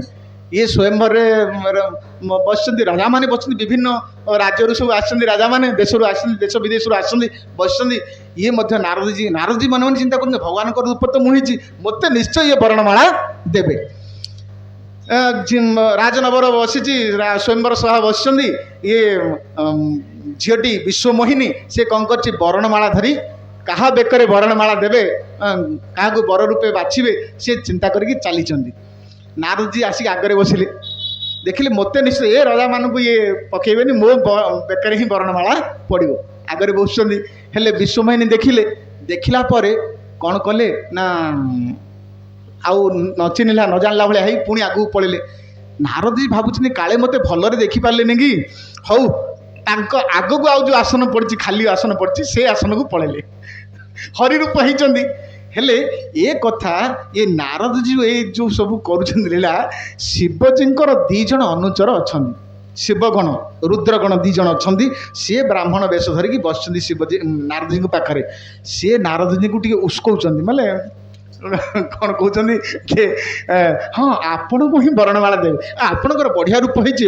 କିନ୍ତୁ ହରି ରୂପ, ହରିର ଅର୍ଥ 2ଟି। ହରି ଅର୍ଥ ଭଗବାନ, ହରି ଅର୍ଥ ମାଙ୍କଡ଼। ହଁ, ହେଲେ ଭଗବାନ ତାଙ୍କର ଏଇ ଯେଉଁ ନାରଦଜୀଙ୍କର ମାଙ୍କଡ଼ର ରୂପଟାକୁ ପ୍ରଦାନ କରିଛନ୍ତି। ହେଲେ ତାପରେ ବସିଲେ, ଆଉ ଟିକେ ଆଗକୁ ବସିଲା ପରେ ସିଏ ମଧ୍ୟ ବିଶ୍ୱମୋହିନୀ ବରଣମାଳା ଆଉ ନ ଦେଇ ପୁଣି ଆଗକୁ ଚାଲିଗଲା। ଇଏ ଭାବିଲେ କ'ଣ ଭଗବାନ ତ ମୋତେ ରୂପ ଦେଲେ, ଇଏ ବରଣମାଳା ପିନ୍ଧୁନି କାହିଁକି ମୋତେ, ହତାଶ ହେଇଗଲେ ମନରେ। ତାପରେ ଯାଉଛନ୍ତି, କିଛି ସମୟ ପରେ କ'ଣ ହେଇଛି ନା ଭଗବାନ ନିଜେ ଆସିଛନ୍ତି। ଭଗବାନ ବିଷ୍ଣୁଜୀ ଆସିଲେ, ଇଏ ବିଶ୍ୱମୋହିନୀ ବରଣମାଳା ନେଇଛନ୍ତି, ତାଙ୍କ ବେକରେ ପକେଇଦେଲେ। ନାରଦଜୀ ଅଛନ୍ତି, ତାଙ୍କ ବେକରେ ଯେତେବେଳେ ପକେଇଦେଲେ, ସେଠୁ ବରଣମାଳା ପିନ୍ଧିଲେ। ଭଗବାନ ତାଙ୍କୁ ବିଷ୍ଣୁମୋହିନୀଙ୍କୁ ଧରିକି ଚାଲିଲେ। ନାରଦଜୀ ଆସିଲେ, ନାରଦଜୀଙ୍କର ସେତେବେଳେ କ୍ରୋଧ ମାନେ ପଞ୍ଚମ ହେଇଗଲାଣି ତାଙ୍କର ରାଗ। ସେ କହିଲେ ମୋତେ ଆପଣଙ୍କ ରୂପ ଦେଲେ, ଆପଣ ଆଉଥରେ କାହିଁକି ସେଠିକି ଗଲେ, ସ୍ୱୟଂବର ସଭାକୁ କାହିଁକି ଗଲେ? ନାରଦଜୀ ଆସୁଛନ୍ତି, ପଚାରିଲେ। ସେଠୁ ଭଗବାନଙ୍କୁ କହିଲେ, ଭଗବାନ କହିଲେ ହଁ। ତା ପୂର୍ବରୁ ସେ ଯେଉଁ 2 ଜଣ ଅନୁଚର ସିଏ ତାଙ୍କୁ କହିଲେ ନାରଦଜୀ କହିଲେ, ଆଉ ମୁନିବର ଆପଣ ଟିକେ ଯାଇକି ଦର୍ପଣରେ ଆପଣଙ୍କ ମୁହଁଟାକୁ ଦର୍ଶନ କରନ୍ତୁ, ଆପଣଙ୍କର କେଡ଼େ ସୁନ୍ଦର ରୂପ ହେଇଛି। ଇଏ ଯେତେବେଳେ ଯାଇକି ନାରଦଜୀ ଦର୍ଶନ କରୁଛନ୍ତି, ତାଙ୍କର ମାନେ ହରି ରୂପ ଅର୍ଥାତ୍ ମାଙ୍କଡ଼ ରୂପ ହେଇଛନ୍ତି। ସେ ରାଗିଗଲେ ଏବଂ ଭଗବାନଙ୍କୁ ଆସିକି ମାନେ ବିଭିନ୍ନ ପ୍ରକାର ଗାଳି କଲେ, ଭଗବାନଙ୍କୁ କ୍ରୋଧ ପ୍ରକାଶ କଲେ। ଏବଂ କ୍ରୋଧ ପ୍ରକାଶ କରିକି ଅଭିଶାପ ମୋତେ ଦେଇଦେଲେ। କିଏ? ନାରଦଜୀ। କ'ଣ ଅଭିଶାପ ଦେଲେ ନା ମୋର ସେ ଝିଅକୁ ବିବାହ କରିବାକୁ ଇଚ୍ଛା ଥିଲା, ମୁଁ ତାକୁ ନେଇ ସଂସାର କରିଥାନ୍ତି, ତମେ ମୋ ଠାରୁ ସେ ମାନେ ଯେଉଁ ସ୍ତ୍ରୀ ବିଚ୍ଛେଦ କରେଇଲ, ମୋ ମନରୁ ସେ ଯେଉଁ କ'ଣ ମୁଁ ଯେଉଁ ସଂସାର କରିଥାନ୍ତି ସେ ସ୍ତ୍ରୀ ବିଚ୍ଛେଦ କରେଇଲ, ତୁମେ ଏଇଭଳି ଭାବରେ ସ୍ତ୍ରୀ ବିଚ୍ଛେଦ ହବ। ହରେ କୃଷ୍ଣ। ତୁମର ଏଇଭଳି ଭାବରେ ସ୍ତ୍ରୀ ବିଚ୍ଛେଦ ହବ। ସ୍ତ୍ରୀ ବିଚ୍ଛେଦ ହେଇ ମୁଁ ଯେମିତି ମୋ ମନରେ ମାନେ ଏଇ ଭାବନା ସୃଷ୍ଟି ହେଉଛି, ତୁମେ ମଧ୍ୟ ଅନୁରୂପ ଭାବରେ ସ୍ତ୍ରୀ ବିଚ୍ଛେଦରେ ବନରେ ବୁଲିବ। ଏଇଭଳିଆ ତାଙ୍କୁ ଅଭିଶାପ ଦେଲେ। ଅଭିଶାପ ଯେତେବେଳେ ଦେଇଛନ୍ତି, ନାରଦଙ୍କର ତ ଅଭିଶାପ ପ୍ରତିଫଳିତ ହେବ ନିଶ୍ଚିତ, ନାରଦଙ୍କର ବାଣୀ ସତ୍ୟ ହେବ। ଯେତେବେଳେ ହେଇଛି, ତାପରେ ସାଙ୍ଗେ ସାଙ୍ଗେ ଭଗବାନଙ୍କର ମାୟା ଅପସୃତ ହେଇଛି। ଭଗବାନ କହିଲେ, ହେ ନାରଦଜୀ ଦେଖ, ତମେ ଯେତେବେଳେ ଆସି ମୋତେ କହିଲ ଯେ ମୁଁ କାମକୁ ଜୟ କରିଛି, ମୁଁ ଭାବିଲି ତମ ଭିତରେ ଅହଙ୍କାର ସୃଷ୍ଟି ହେଇଛି, ତମ ଅହଙ୍କାରଟାକୁ ମୁଁ ନାଶ କରିବା ପାଇଁ ମୋର ଏଇସବୁ ଲୀଳା କରିଥିଲି। ମୋ ମାୟାରେ ଏଇଭଳିଆ ଦେଖିଲା ବେଳକୁ କୌଣସି କିଛି ନାହିଁ, ନା ନଗରୀ ଅଛି, ନା ରାଜ୍ୟ ଅଛି, ନା ରାଜା ଅଛନ୍ତି, ନା ସେ ବିଶ୍ୱମୋହିନୀ ଅଛି। ସବୁ ଭଗବାନ ନିଜେ ହିଁ ହେଇଥିଲେ। ଭଗବାନ ରାଜା ହେଇଥିଲେ, ଭଗବାନ ସେ ଅନ୍ୟାନ୍ୟ ରାଜା ହେଇଥିଲେ, ସେଇ ସବୁ ପରିବେଶ ସେୟା ସୃଷ୍ଟି ହେଇଥିଲା, ରାଜ୍ୟ ହେଇଯାଇଥିଲା। କିନ୍ତୁ ସେ ଦେଖିଲେ ଆଉ କୌଣସି କିଛି ନାହିଁ, ନାରଦଜୀ ଅନଉଛନ୍ତି କିଛି ନାହିଁ, ଭଗବାନଙ୍କ ମାୟାରେ ସବୁ ସୃଷ୍ଟି ହେଇଥିଲା। କିନ୍ତୁ ଭଗବାନ ଯେଉଁ ନାରଦଜୀ ଯେଉଁ ଅଭିଶାପ ଦେଲେ, ଭଗବାନ ଗ୍ରହଣ କଲେ, କହିଲେ ହଉ ଠିକ୍ ଅଛି, ତମର ଯେଉଁ ଅଭିଶାପ ଦେଲ ମୁଁ ତାପରେ ନାରଦ ତାଙ୍କୁ କୃପା ମାଗିଛନ୍ତି, ହେ ପ୍ରଭୁ ମୋର ଭୁଲ ହେଇଗଲା, ମୁଁ ମୋହବଶ ହେଇଗଲି, ମୁଁ କାମବଶ ହେଇଗଲି, ମୋର ଏମିତି କରିବାର ନଥିଲା, ମୁଁ ଆପଣଙ୍କୁ ଏ ଅଭିଶାପ ଦେବାଟା ଉଚିତ ହେବନି କହିଛନ୍ତି। କିନ୍ତୁ ଭଗବାନ କହିଲେ ନାଇଁ ନାଇଁ ସେଇଟା କିଛି ନାହିଁ, ମୋର ଏଇଭଳିଆ ନରଲୀଳା କରିବାର ଅଛି ଆଗକୁ, ସେଥିପାଇଁ ଏଇଭଳିଆ ହେଇଛି। ଇଏ ମଧ୍ୟ ହେଉଛି ଗୋଟିଏ କାରଣ।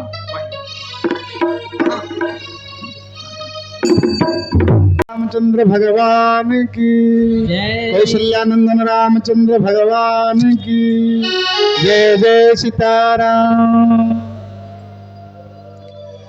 सो मैं तुम सन कहो सब सुन मुनि समान लाई, राम कथा कलि मलहरणी मंगल करनी सुहाई। याज्ञवल्क्य मुनि कहते हे मुनीश्वर भरद्वाज मु आपण को जो सब कथा कहूँ ए कथा मन दे शुणु। अर्थात आमे अवतार कथार अच्छा अवतार कारण राम जी कहीं अवतार ग्रहण कले दीटा कल्प कथा आप शुणिले। तृतीय कल्प कथा कहते हाँ काकभूषण जी गरुड़ को कहते शिवजी पार्वती को कहते आउ याज्ञवल्क्य मुनि से कथा को भरद्वाज मुनि को कहते हे प्रभु आउ गोटे कल्परे कौन है ये कथा शिवजी ही कहते पार्वती को। याज्ञवल्क्य मुनि कहते भरद्वाज मुनि को जे एक कथा शिवजी कहते मुझे कथा को ही आपण को व्याख्या करुच्ची। ये कहले कौन ना ए आपण तो दुईटा शुणिले केमिति जय विजयकर पतन है रामलीला को केमिति आसबे अवतार केमिति हेबे। तृतीय कल्प कथा कहते जे स्वयंभुव मनु आउ शतरूपा मनु आज्ञा 14 जन मनु अच्छा ब्रह्मांकर स्वयंभुव मनु से समय माने प्रथम जो मनु होचन स्वयंभुव मनु स्वरचिष मनु हाँ एमती मनु अच्छा 14 आमे बे जो मनुकर अवतार अच्छे मनुकर जो शासन काल अच्छा मनु ही शासन करती पृथ्वी को। आमे ए अच्छा वैवस्वत मनंतर वैवस्वत होती माने सूर्यंकर पुत्र विवस्वान विवस्वान होती सूर्य सूर्यंकर पुत्र होती वैवस्वत वैवस्वत मनंतर आम बर्तमान चलती वैवस्वत मनु बर्तमान राजनीति कर ये 14 जन मनुकर शासन हेले माने ब्रह्माजी माने कौन जीवन काल माने गोटे ब्रह्मांकर जीवन में 14 जन मनु आसबे तापर दिन जी राति से राति हेले प्रलय हम बर्तमान दिन चली माने एक कथा सब व्याख्याकार टीकाकार माने करचंदी जे बहुत विषय हम किंतु जानिबा दरकार बर्तमान आम वैवस्वत मनंतर अच्छा हेले स्वयंभुव मनु जिते बड़े आसिले मनु आउ शतरूपा सी कौन कले तपस्या कले तांकर पुत्र उत्तानपाद प्रियव्रत कथा बहुत प्रसंग वर्णना करचंदी। ये उत्तानपादंकर पुत्र हेले ध्रुव ध्रुव शासन करचंदी तापरे प्रियव्रत आछंदी प्रियव्रत राजा कथा को व्याख्या करुचंदी। प्रियव्रत एमिति एक राजा माने सी जहाँ करचंदी भगवान को भली करचंदी कौन जो आपण देखिए सप्तद्वीप मही माने जो आम समुद्र घेरी अच्छी सी सब तांकर रथ जिते चालना करचंदी सूर्यदेवंकर गति जो भाया सी सूर्यदेव को माने कौन अनुसरण करी तांकर रथ को चालना करथिले तांकर रथर चक्कर जो जीवा फल रे ए सब समुद्र सृष्टि है वर्णना करछन माने बहुत व्याख्या करछन हाँ जहाँ फल कि जम्बूद्वीप आमर भारत वर्ष हूँ जम्बूद्वीप ये भाया कौन आमर अच्छी लवण समुद्र जम्बूद्वीप को चारोटी गोटे जो समुद्र घेरी अच्छी से लवण समुद्र तापरे ता ऊपर आउ गोटे द्वीप अच्छा चारिपटे तापर पुणी क्षीर सागर बेढ़ी एमती कि घीर सागर ये सातटा द्वीप को सातटा सागर अच्छा आउ कौन ना ये भाव में वर्णना कर सी जो मनु शासन करते सी हेले स्वयंभुव मनु आउ शतरूपा सी तपस्या कले कौन कले प्रियव्रत राज्य शासन देदेले माने अधा समय सी मनु आउ शतरूपा कहले आमे पलैबा वन को जीवा वन में कौन करिया तपस्या कर जीवन यापन करवा एवं भगवान को पुत्र उद्देश्य लाभ करने मनु आउ शतरूपा तपस्यारत हेले तपस्या कले तपस्या भगवान संतुष्ट हेले विष्णु आसिले कहले तमें कौन चाहूच बरमाग आकाशवाणी है गुरु गंभीर वाणी शुणिला कहले कौन तुम्हें जहाँ चाहब जो मनोवांछा तुम अच्छी मुझे तुम पूरण करी जिते यह कहते मनुजी मागिले हे प्रभु मु आपण भली पुत्र लाभ करने इच्छा करुच्ची आपणकर जो सुंदर रूप सुंदर कमनीय रूप हाँ आपण जदि मोर पुत्र हेबे ताहले मु खुशी हेबी वात्सल्य स्नेह प्राप्त हेबी से चाहिए या से मनु महाराज चाहिए आउ शतरूपा भी चाहिए माँ भगवान कहले मु मु माने भगवान कहले मोर आ विकल्प कहीं ना जदि तुम्हें मत चाहूच ठीक अच्छी ताहले मु निश्चय जीव तुम पुत्र रूपे तुमको ସ୍ନେହ ପ୍ରାପ୍ତ କରେଇବି। ତାପରେ ତାଙ୍କୁ ବର ଦେଇଛନ୍ତି, ଯାଅ ବୋଲି କହିଛନ୍ତି। କିନ୍ତୁ ବର୍ତ୍ତମାନ ତୁମେ ଅମରାବତୀ କି ଯାଅ, ତୁମେ ଯେତେ ତପସ୍ୟା କଲଣି ସ୍ୱର୍ଗ ଭୋଗ କର। ସ୍ୱର୍ଗ ଭୋଗ କଲା ପରେ କିଛି କାଳ ଅବସ୍ଥାନ କଲା ପରେ ତାପର ଜନ୍ମରେ ଯେତେବେଳେ ତମେ ହବ, ତମେ ତ୍ରେତୟାରେ ତୁମେ ହବ ଦଶରଥ, ଆଉ ଶତରୂପା ହେବେ କୌଶଲ୍ୟା। ତୁମ ଗର୍ଭରେ ମୁଁ ରାମ ଅବତାରରେ ଅବତୀର୍ଣ୍ଣ ହେବି। ତାଙ୍କୁ ଏହା ବର ପ୍ରଦାନ କଲେ। ତାପରେ ସେ ଅମରାବତୀ ଯାଇଛନ୍ତି। ପୁଣି ପରବର୍ତ୍ତୀ ଜନ୍ମରେ ସେ ଦଶରଥ ଆଉ କୌଶଲ୍ୟା ହିଁ ଜନ୍ମଗ୍ରହଣ କରିଛନ୍ତି। ଏବଂ ଭଗବାନ ତାଙ୍କର ଲୀଳା କରିବାକୁ ଆସିବେ। ଏଇ ବର୍ଷରେ କ'ଣ ହେଇଛି ନା, ଇଏ ମଧ୍ୟ ଯେଉଁ ମନୁଷ୍ୟ ଅବତାର କଥା କହୁଛନ୍ତି, ଏଇ ମାନବ ଲୀଳା କଥା କହୁଛନ୍ତି, ଏଇଥିରେ ଭଗବାନଙ୍କର ବର୍ଣ୍ଣନା କରିଛନ୍ତି। ଆଉ ତାପରେ କହିଲେ ଆଉ ଗୋଟିଏ କଳ୍ପରେ ପ୍ରତାପ ଭାନୁ ରାଜାର ବିଷୟ ବର୍ଣ୍ଣନା କରିଛନ୍ତି। ପ୍ରତାପ ଭାନୁ ବୋଲି ଜଣେ ରାଜା ଥିଲେ, ତାଙ୍କ ବାପା ଥିଲେ ସତ୍ୟକେତୁ। ସିଏ କ'ଣ କଲେ, ଇଏ ସତ୍ୟକେତୁ ହେଉଛନ୍ତି ପ୍ରଜାବତ୍ସଳ ରାଜା, ଅବତାର କଥାରେ ସବୁ ଆସୁଛନ୍ତି। ସେ କହିଲେ କ'ଣ ନା, ପ୍ରଜାମାନଙ୍କୁ ପୁତ୍ରବତ ପାଳନ କରୁଥିଲେ। ତାଙ୍କର ବଡ଼ ପୁଅ ହେଲେ ପ୍ରତାପ ଭାନୁ। ତାଙ୍କର ପ୍ରତାପ ଭାନୁଙ୍କୁ ଯେତେବେଳେ ସେ ରାଜ୍ୟ ଦେଲେ, ପ୍ରତାପ ଭାନୁ ମଧ୍ୟ ରାଜ ଶାସନ କଲେ। ପ୍ରଜାମାନେ ସୁଖରେ ରହିଲେ। ପ୍ରତାପ ଭାନୁଙ୍କର ଭାଇ ସିଏ ହେଲେ ଅରିମର୍ଦ୍ଦନ, ଏବଂ ତାଙ୍କର ମନ୍ତ୍ରୀ ଜଣେ ଥିଲେ, ତାଙ୍କ ମନ୍ତ୍ରୀର ନାମ ହେଉଛି ଧର୍ମରୁଚି। ସେ ମନ୍ତ୍ରୀ ସଦାସର୍ବଦା ଧର୍ମରେ କିଭଳି ଭାବରେ ରାଜ୍ୟ ଶାସନ କରାଯିବ ଇଏ ବୁଦ୍ଧି ପ୍ରଦାନ କରୁଥିଲେ ପ୍ରତାପ ଭାନୁଙ୍କୁ। ଆଉ ଅରିମର୍ଦ୍ଦନ ତାଙ୍କର ବାହୁବଳରେ ପ୍ରତାପ ଭାନୁ ରାଜା ସମଗ୍ର ଦେଶକୁ ପାଳନ କରୁଥିଲେ। ଏବଂ ସେ କ'ଣ କଲେ, ଦିଗ୍ବିଜୟୀ କଲେ ଅରିମର୍ଦ୍ଦନର ସାହାଯ୍ୟରେ। ଅରିମର୍ଦ୍ଦନ ତାଙ୍କର ଭାଇ, ତାଙ୍କର ଅତିମ ବଳଶାଳୀ।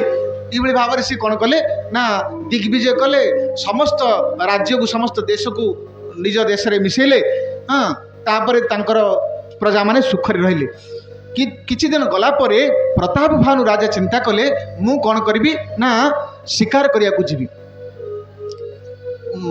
ସୈନ୍ୟ ସାମନ୍ତକୁ ନେଇକି ଶିକାର କରିବାକୁ ଗଲେ। ଶିକାର କରୁ କରୁ ସେ ଦେଖିଲେ ଗୋଟିଏ ବାରାହା, ମାନେ ଏତେ ବିଶାଳକାୟ ବାରାହା। ସେ କ'ଣ କରୁଛି, ଆଗରେ ଆଗରେ ଚାଲିଲା। ଇଏ ଦେଖିଲେ, ତାଙ୍କୁ ଶିକାର କରିବା ପାଇଁ ଚାହିଁଲେ। କିନ୍ତୁ ଇଏ ଯେତେ ଶିକାର ସ୍ୱର ଛାଡ଼ୁଛନ୍ତି, ଇଏ ପ୍ରତାପ ଭାନୁ ରାଜା ସ୍ୱର ଛାଡ଼ିଲା ମାନେ ସେ କ'ଣ କରୁଛନ୍ତି, ମାନେ ମାଟିରେ ବସି ଯାଉଛନ୍ତି। ବିଶାଳକାୟ ବାରାହା କିନ୍ତୁ ମାଟିରେ ବସି ଯାଉଛନ୍ତି, ସ୍ୱର ବାଜୁନି। ସେ ପ୍ରକୃତରେ ସେ ବାରାହା ଜଣେ ଥିଲା ରାକ୍ଷସ, କାଳକେତୁ ବୋଲି ଜଣେ ରାକ୍ଷସ। ସେ ମାୟାରେ ବରାହ ରୂପ ଧାରଣ କରିଥିଲା। ହେଲେ ଏଇଭଳି ଭାବରେ ରାଜା ସୈନ୍ୟ ସାମନ୍ତ ସବୁ ପଛରେ ରହିଗଲେ। ରାଜା ଚାଲିଲେ ତାଙ୍କୁ ଶିକାର କରିବା ପାଇଁ। ସେ ବାରାହ ରୂପଧାରୀ ଯେଉଁ କାଳକେତୁ ରାକ୍ଷସ, ସେ ଆଗକୁ ଚାଲିଲେ। ଏଇଭଳି ଭାବରେ ଘଞ୍ଚ ଜଙ୍ଗଲ ଭିତରେ ସେ ପ୍ରବେଶ କଲେ। ଯେତେବେଳେ ପ୍ରବେଶ କଲେ, ଯେଉଁଠିକି ମନୁଷ୍ୟମାନେ ବି ଯାଇପାରନ୍ତିନି, କିନ୍ତୁ ରାଜା ନିଜର ଅଶ୍ୱଚାଳନା କରି ସେଇ ଭିତରେ ପ୍ରବେଶ କଲେ। ଏବଂ ସେ ବାରାହକୁ ଲକ୍ଷ୍ୟ କରି ସେ ଘଞ୍ଚ ଅରଣ୍ୟ ଭିତରେ ପ୍ରବେଶ କଲେ। ବାରାହା କିଛି ଦୂର ଯାଇଛନ୍ତି, ଗୋଟିଏ ଗୁମ୍ଫା ମଧ୍ୟରେ ପ୍ରବେଶ କଲେ। ତାପରେ ରାଜା ଗୁମ୍ଫା ମଧ୍ୟରେ ପ୍ରବେଶ କରି ସେ ବାରାହାଟି ଅନ୍ତର୍ଧ୍ୟାନ ହେଲେ। ଏବଂ ରାଜା ଯେତେବେଳେ କିଛି ଦେଖିପାରିଲେ ନାହିଁ, ସେତେବେଳକୁ ସୂର୍ଯ୍ୟ ଅସ୍ତମିତ ହେଲେଣି। ରାଜା ଦେଖିଲେ ପାଖରେ ଗୋଟିଏ ଋଷି ଆଶ୍ରମ। ତାପରେ ଆଙ୍କୁ ଇଏ ମାନେ ଶୋଷ ଲାଗିଲାଣି ଆଙ୍କୁ, ରାଜାଙ୍କୁ। ଇଏ କ'ଣ କଲେ ନା, ପାଣି ପିଇବା ପାଇଁ ଚିନ୍ତା କରିକି ଦେଖିଲେ ଯେତେବେଳେ ବାଟରେ ପାଖରେ ଋଷି ଆଶ୍ରମ ଅଛି, ସେ ଋଷି ଆଶ୍ରମ ପ୍ରବେଶ କଲେ। ସେ ଋଷି ଆଶ୍ରମରେ ଜଣେ ତପସ୍ୱୀ ଥିଲେ। ସିଏ ତପସ୍ୱୀ କିଏ ନା, ଇଏ ପ୍ରତାପ ଭାନୁ ରାଜା ଯେତେବେଳେ ରାଜ୍ୟ ଶାସନ କରୁଥିଲେ, ସେ ରାଜାଙ୍କୁ ଇଏ ପରାସ୍ତ କରିଥିଲେ। ତାଙ୍କର ଅନ୍ୟାନ୍ୟ ସମସ୍ତ ରାଜାଙ୍କୁ ପରାସ୍ତ କରିଛନ୍ତି, ବଧ କରିଛନ୍ତି, ଆଉ ରାଜାମାନଙ୍କୁ ଆଣିକି ମିଶାଇଛନ୍ତି। ଇଏ ରାଜା ଯେତେବେଳେ ପରାସ୍ତ ହେଲେ, ଇଏ ଅଭିମାନ କରି କ'ଣ କଲେ ନା, ସବୁ ରାଜ୍ୟ ତ୍ୟାଗ କରି ସେ ବଣକୁ ପଳାଇଛନ୍ତି। ପ୍ରତିଶୋଧ ନେବା ଆଶାରେ ସେ ତପସ୍ୱୀ, କପଟି ତପସ୍ୱୀ ବେଶ ଧାରଣ କରିଛନ୍ତି। ସେ ତପସ୍ୱୀ ଜାଣିଦେଲେ, ଯେ କପଟି ତପସ୍ୱୀ ହେଇଛନ୍ତି, ସେ ଜାଣିଦେଲେ ଇଏ ହେଉଛନ୍ତି ପ୍ରତାପ ଭାନୁ ରାଜା। ଚିହ୍ନିଦେଲେ ସେ। କିନ୍ତୁ ପ୍ରତାପ ଭାନୁ ରାଜା ଚିହ୍ନି ପାରୁନାହାନ୍ତି, ଇଏ ମାନେ ଜଣେ ରାଜା ଥିଲେ, ମୁଁ ଆଙ୍କର ବଂଶକୁ ମାନେ ମାରି ଦେଇଛି, ଆଉ ଇଏ ଏଇଭଳି ଭାବରେ ସାଧୁ ବେଶ ହେଇ ଆସି ଏଇଠି ରହିଛନ୍ତି, ସିଏ ଜାଣିପାରୁନାହାନ୍ତି। କିନ୍ତୁ ଯେତେବେଳେ ତାଙ୍କୁ ପାଣି ମାଗିଛନ୍ତି ସେ ଆଦର ସତ୍କାର କଲେ, ପାଣି ପିଇବା ପାଇଁ ଦେଲେ। କହିଲେ ହେ ରାଜା, ଆପଣ ଏତେ ଆପଣଙ୍କର ନଗର ମୋ ଋଷି ଆଶ୍ରମ ଠାରୁ 70 ଯୋଜନ ଦୂର, ତେଣୁ ଆପଣ ଫେରିପାରିବେନି। ଆପଣ କୃପା କରି ମୋ ଆଶ୍ରମରେ ରାତ୍ରି ଯାପନ କରନ୍ତୁ, କାଲି ସକାଳେ ଯିବେ। ଯେତେବେଳେ ଏହା କହୁଛନ୍ତି ପ୍ରତାପ ଭାନୁ ରାଜା କହିଲେ ଆପଣଙ୍କର ପରିଚୟ ଦିଅନ୍ତୁ। ସେ କହିଲେ ମୁଁ ତ ଜଣେ ସାଧୁ, ମୋର ପରିଚୟ କ'ଣ? ଜଣେ ସବୁ କିଛି ସଂସାର ଛାଡ଼ି ଆସିଲା ପରେ ତାର ଆଉ ପରିଚୟ ବୋଲି କ'ଣ ଅଛି? ଆପଣ କିଏ କୁହନ୍ତୁ କହିଲେ। ସେ ତପସ୍ୱୀ ଯେତେବେଳେ ପଚାରିଲେ, ତପସ୍ୱୀ ଜାଣିଛନ୍ତି ଇଏ ହେଉଛନ୍ତି ପ୍ରତାପ ଭାନୁ ରାଜା। କିନ୍ତୁ ରାଜା କ'ଣ ତାଙ୍କର ଉପସ୍ଥିତ ବୁଦ୍ଧିରେ ସେ ସବୁ କାର୍ଯ୍ୟ, କାହିଁକି ଯେହେତୁ ଏବେ ସୈନ୍ୟ ସାମନ୍ତ ନାହାନ୍ତି ପାଖରେ, ତେଣୁ ରାଜା କହିଲେ ଆପଣ ଜାଣିଥିବେ ପ୍ରତାପ ଭାନୁ ଜଣେ ରାଜା ବର୍ତ୍ତମାନ ରାଜ୍ୟ ଶାସନ କରୁଛନ୍ତି, ମୁଁ ତାଙ୍କର ମନ୍ତ୍ରୀ। ମୁଁ ଶିକାର କରିବା ପାଇଁ ଆସିଥିଲି, ଆଉ ଏଠି ବାଟ ଭୁଲି ଯାଇଛି, ଆଉ ଯେହେତୁ ଏତେ ଦୂର ଆସି ବାରାହକୁ ଲକ୍ଷ୍ୟ କରି ଆସିଥିଲି, କିନ୍ତୁ ଶିକାର କରିପାରିଲିନି। ମାନେ ରାଜା ତାଙ୍କର ଛଦ୍ମ ନାମ କହୁଛନ୍ତି, ମୁଁ ହେଉଛି ପ୍ରତାପ ଭାନୁ ରାଜାଙ୍କର ମନ୍ତ୍ରୀ ବୋଲି। କାହିଁକିନା ରାଜା ସବୁବେଳେ ରାଜାର ପରିଚୟ ଦେଲେ ମାନେ କ୍ଷତି ହେବାର ସମ୍ଭାବନା ଅଛି। ହଁ, ତେଣୁ ସେ ଯେତେବେଳେ ଏହା କହୁଛନ୍ତି ଉପସ୍ଥିତ ବୁଦ୍ଧି କରି, କିନ୍ତୁ ସେ ତପସ୍ୱୀ କପଟି ତପସ୍ୱୀ ଜାଣିଲେ ଇଏ ହେଉଛନ୍ତି ରାଜା, କିନ୍ତୁ ଇଏ ମୋତେ ମିଛ କହୁଛନ୍ତି। କିନ୍ତୁ ସିଏ ଚାହୁଁଛନ୍ତି ଏ ରାଜାଙ୍କୁ ମୁଁ କେମିତି ମୋର କପଟ ପାଶରେ ପକେଇବି। ସେ ବିଭିନ୍ନ ପ୍ରକାର ତାଙ୍କୁ ଚାତୁରୀରେ, ବାକ୍ ଚାତୁରୀ ତାଙ୍କୁ ଆପ୍ୟାୟିତ କରିଛନ୍ତି, ତାଙ୍କୁ କହିଛନ୍ତି ମାନେ ଭୁଲାଣିଆ କଥା କହିଛନ୍ତି। କିନ୍ତୁ ରାଜା ସେ ଜାଣିବାକୁ ଚାହାନ୍ତି ତୁମର ପ୍ରକୃତ ପରିଚୟ କ'ଣ, କିନ୍ତୁ ନିଜର ପ୍ରକୃତ ପରିଚୟ ସେ ତପସ୍ୱୀ ଦେଉନାହାନ୍ତି। ମୁଁ ଏମିତି ରାଜା ଥିଲି, ଆପଣଙ୍କ ଦ୍ୱାରା ପରାସ୍ତ ହେଇ ଆସିଲି, ଏ କଥା ସେ କହୁନାହାନ୍ତି। ସିଏ କହିଲେ ମୋ ନାଁ ହେଉଛି ଏକତନୁ। ଇଏ ସୃଷ୍ଟି ଯେତେବେଳେ ସୃଷ୍ଟି ହେଲା, ମୋତେ ବ୍ରହ୍ମାଜୀ ସୃଷ୍ଟି କରିଥିଲେ, ମୁଁ ମାନେ ସୃଷ୍ଟିର ଜୀବ, ମୁଁ ଏକତନୁ। ଯେହେତୁ ଏକ ଶରୀର ଧରି ମୁଁ ଏଇ ସୃଷ୍ଟିରେ ଅଛି, ମାନେ ସୃଷ୍ଟି ଆରମ୍ଭରୁ, ତେଣୁ ମୋ ନାଁ ହେଲା ଏକତନୁ ବୋଲି ସେ ପ୍ରକାଶ କଲେ। ଛଦ୍ମରେ ପ୍ରକାଶ କଲେ। ରାଜା ଜାଣିପାରିଲେନି, ଭାବିଲେ ହଁ ବୋଧେ ଏକତନୁ ଇଏ ଜଣେ ତପସ୍ୱୀ ହେଇଥିବେ। ଆଉ ରାଜାଙ୍କୁ ଆପ୍ୟାୟିତ କଲେ। ରାଜାଙ୍କୁ କହିଲେ ହେ ରାଜନ ଆପଣ ବିଶ୍ରାମ ନିଅନ୍ତୁ। ରାଜନ ବିଶ୍ରାମ କଲେ। ଇଏ କ'ଣ କଲେ, କାଳକେତୁ ଯେଉଁ ରାକ୍ଷସଟି ମାୟାରେ ବରାହ ରୂପ ଧରିଥିଲା ତାଙ୍କୁ ଡାକିଲେ। ସେ ଏଇ ରାଜାଙ୍କର ମିତ୍ର ଥିଲା। ସେ ଚାହୁଁଥିଲେ ଏ ରାଜାଙ୍କୁ କେମିତି ପ୍ରତାପ ଭାନୁ ରାଜାଙ୍କୁ ହରାଇବା ପାଇଁ, ତାଙ୍କର ବଂଶନିପାତ କରିବା ପାଇଁ। ସେ କହିଲେ ମୁଁ ଏଇଭଳିଆ ରାଜାଙ୍କୁ ଏଇଠି ଆଶ୍ରମରେ ରଖିଛି, ତୁମେ କ'ଣ କର, ତାଙ୍କୁ ନେଇ ତାଙ୍କର ଯେଉଁ ନବରରେ ଛାଡ଼ିବ। ଆଉ ରାଜାଙ୍କ ସହିତ ସେ ମନ୍ତ୍ରଣା କରିଛନ୍ତି। ରାଜା ଯେତେବେଳେ ତାଙ୍କର ମାନେ ଆତିଥ୍ୟରେ ଆପ୍ୟାୟିତ ହୋଇଛନ୍ତି, ରାଜା ତାଙ୍କୁ ବିଶ୍ୱାସ କରିଛନ୍ତି ପ୍ରକୃତରେ ଇଏ ଋଷି ହେଇଥିବେ, ଇଏ ମିଛ କହୁନଥିବେ। ଯେତେବେଳେ ଜାଣିଛନ୍ତି, ସେ କହିଲେ ହେ ରାଜନ, ମୁଁ ତୁମକୁ ଏକାଗ୍ର ଚକ୍ରବର୍ତ୍ତୀ କରେଇବି। ଏ ରାଜା ରାଜାଙ୍କୁ ସିଏ ତପସ୍ୱୀ କହିଲେ ଆପଣ ମୋତେ ଆପଣଙ୍କର ଛଦ୍ମ ମାନେ ମିଛରେ କହୁଛନ୍ତି ଆପଣଙ୍କ ପ୍ରତାପ ଭାନୁଙ୍କର ମନ୍ତ୍ରୀ ବୋଲି, କିନ୍ତୁ ଆପଣ ହେଉଛନ୍ତି ପ୍ରକୃତରେ ପ୍ରତାପ ଭାନୁ ରାଜା। କିଏ? ଏ ତପସ୍ୱୀ କହିଲା ପରେ ରାଜା କ'ଣ ଜାଣିଲେ, ବୋଧେ ଇଏ ହେଉଛନ୍ତି ତ୍ରିକାଳଦର୍ଶୀ ସାଧୁ। ସେ କ'ଣ କଲେ, ଠିକ୍ ଅଛି ଏହା କହିକି ସେ ତାପରେ ଶୟନ କରୁଛନ୍ତି। ଇଏ ରାଜାଙ୍କର କଥୋପକଥନ ହେଇଛି, ଆପଣ ଯିବେ ବ୍ରାହ୍ମଣମାନଙ୍କୁ ସନ୍ତୁଷ୍ଟ କରିବେ, ମୁଁ ଆପଣଙ୍କର ପୁରୋହିତ ହେଇଯିବି ଏବଂ ଆପଣ ଲକ୍ଷେ ବ୍ରାହ୍ମଣକୁ ନିମନ୍ତ୍ରଣ କରିବେ। ନିମନ୍ତ୍ରଣ କଲା ପରେ ବ୍ରାହ୍ମଣମାନଙ୍କର ଆଶୀର୍ବାଦ ପାଇବେ। ମୁଁ ଭୋଜନ ବ୍ୟବସ୍ଥା କରିବି 1 ବର୍ଷ ପର୍ଯ୍ୟନ୍ତ। ଆଉ ବ୍ରାହ୍ମଣମାନେ ଯେତେବେଳେ ଆପଣଙ୍କୁ ଆଶୀର୍ବାଦ କରିବେ, ଆପଣ ଏକାଗ୍ର ଚକ୍ରବର୍ତ୍ତୀ ଭାବରେ ରାଜ୍ୟ ଶାସନ କରିବେ। ଆପଣଙ୍କୁ ଆଉ କେହି ହେଲେ ଜୟ କରିପାରିବେ ନାହିଁ। ଆପଣ ଏକଛତ୍ର ଭାବରେ ଶାସନ କରିବେ। ଏହା ଯେତେବେଳେ ରାଜା କହିଛନ୍ତି, ଆଉ 3 ଦିନ ଭିତରେ ମୁଁ ଆପଣଙ୍କୁ ସାକ୍ଷାତ କରିବି, ମୁଁ ଆପଣଙ୍କର ପୁରୋହିତ ବେଶରେ ଆପଣଙ୍କୁ କହିବି। ଆଉ ଯେତେବେଳେ ଆପଣଙ୍କୁ ଏଇ କଥା କହିବି, ଏକାନ୍ତରେ କହିବି, ଆପଣ ଜାଣିବେ ମୁଁ ହିଁ ଆପଣଙ୍କର ପୁରୋହିତ ରୂପେ ଯାଇଛି। ତାପରେ ରାଜା ଶୟନ କରୁଛନ୍ତି। ରାଜା ସିନା ଶୋଇପଡ଼ିଲେ, କିନ୍ତୁ ଇଏ କପଟି ତପସ୍ୱୀ ଶୋଇପାରୁନାହାନ୍ତି। ଇଏ କାଳକେତୁ ରାକ୍ଷସଙ୍କୁ ଦେଇ ମନ୍ତ୍ରଣା କଲେ, ମୁଁ ଏଇଭଳିଆ ଭାବରେ ରାଜାଙ୍କ ସହିତ କଥୋପକଥନ ହେଇଛି, ତୁମେ ତାଙ୍କୁ ନେଇ ତାଙ୍କୁ ଶୋଷଣ ମାନେ ତାଙ୍କ ନବରେ ଛାଡ଼ି ଦେଇ ଆସ। ତାପରେ ସକାଳ ହେଇନି, ପ୍ରାତଃ ହେଇନି, ସେ କାଳକେତୁ ରାକ୍ଷସ ରାଜାଙ୍କୁ, ସେ ତ ହେଉଛନ୍ତି ମାୟାବୀ ରାକ୍ଷସ, ସେ ରାଜାଙ୍କୁ ମାନେ ଅଶ୍ଵ ସହିତ ଟେକିନି ତାଙ୍କ ରାଜନବରେ ଛାଡ଼ିଦେଲେ। ରାଜା ଯେମିତି ପଲଙ୍କରେ ଶୁଆ କଥା ତାଙ୍କୁ ଶୁଆଇଦେଲେ, ଏଇଠି ଯେଉଁଭଳିଆ ଭାବରେ ଶୋଇଥିଲେ ତାଙ୍କ ପଲଙ୍କରେ ଶୁଆଇଦେଲେ, ଅଶ୍ୱକୁ ତାଙ୍କର ଘୋଡ଼ାଶାଳରେ ବାନ୍ଧିଦେଲେ। ରାଜା ଯେତେବେଳେ ରାତିରେ ଉଠନ୍ତି, ପ୍ରତାପ ଭାନୁ ରାଜା ସେ ଦେଖିଲେ ବୋଧେ ସେ ଯେଉଁ ଋଷିଙ୍କର ତପସ୍ୟା ବଳରେ ମୋତେ ଆଣିକି ଏଇଭଳିଆ ଛାଡ଼ିଛନ୍ତି, ଇଏ ତାଙ୍କର ବିଶ୍ୱାସ ଯୋଗ୍ୟ ହେଲା। ଏବଂ ସେ କ'ଣ କଲେ, କେମିତି ଋଷିଙ୍କ ସହିତ ଭେଟ ହେବେ ଏଇ କଥା ଚିନ୍ତା କରୁଛନ୍ତି। 3 ଦିନ କେଉଁଭଳି ଭାବରେ ଯିବ, ଏହା ତାଙ୍କୁ 3ଟା ଯୁଗ ଭଳି ଲାଗିଲା। ତାପରେ ତୃତୀୟ ଦିବସ ଦିନ ଏ କାଳକେତୁଙ୍କୁ ଏ ଯେଉଁ କପଟି ତପସ୍ୱୀ ଇଏ ପଠେଇଥିଲେ, ଇଏ ସେଇ ପୁରୋହିତ ବେଶ ଧରି ତାଙ୍କର ରାଜାଙ୍କର ପୁରୋହିତକୁ ନେଇକି ଗୋଟିଏ ଗୁମ୍ଫାରେ ରଖିଲେ, ତାଙ୍କର ମତିଭ୍ରମ କରାଇଲେ, ନିଜେ ପୁରୋହିତ ବେଶ ନେଇକି ଆସିଲେ ଏବଂ ରାଜାଙ୍କୁ ଏକାନ୍ତରେ କହିଲେ, ମୁଁ ହେଉଛି ସେଇ ତପସ୍ୱୀ ଯିଏକି ତମର ପୁରୋହିତ ବେଶ ନେଇ ଆସିଛି। ରାଜାଙ୍କର ଆହୁରି ମଧ୍ୟ କ'ଣ ମାନେ ସେ ବିଶ୍ୱସ୍ତ ହେଇଗଲେ। ସେ କହିଲେ ତାହେଲେ ଇଏ ଠିକ୍ ଅଛି, କ'ଣ କରିବା ନା ଏଥର ଆପଣ ନିମନ୍ତ୍ରଣ ପ୍ରଦାନ କରନ୍ତୁ। 1 ଲକ୍ଷ ବ୍ରାହ୍ମଣକୁ ନିମନ୍ତ୍ରଣ କରାଗଲା। ସମସ୍ତେ ବ୍ରାହ୍ମଣ ଆସିଲେ, ଭୋଜନ କରି ଇଏ ପୁରୋହିତ ରୋଷେଇ କଲେ। ଏ ପୁରୋହିତ ଏଇ ଯେଉଁ କାଳକେତୁ ଯିଏ ରାକ୍ଷସ, ଇଏ କ'ଣ କରିଛନ୍ତି, ରୋଷେଇ କରିଛନ୍ତି, ସବୁ ମାଂସ ରୋଷେଇ କରିଛନ୍ତି, ସବୁ ମାନେ ବିଭିନ୍ନ ପ୍ରକାର ଅମେଧ୍ୟ ରୋଷେଇ କରିଛନ୍ତି।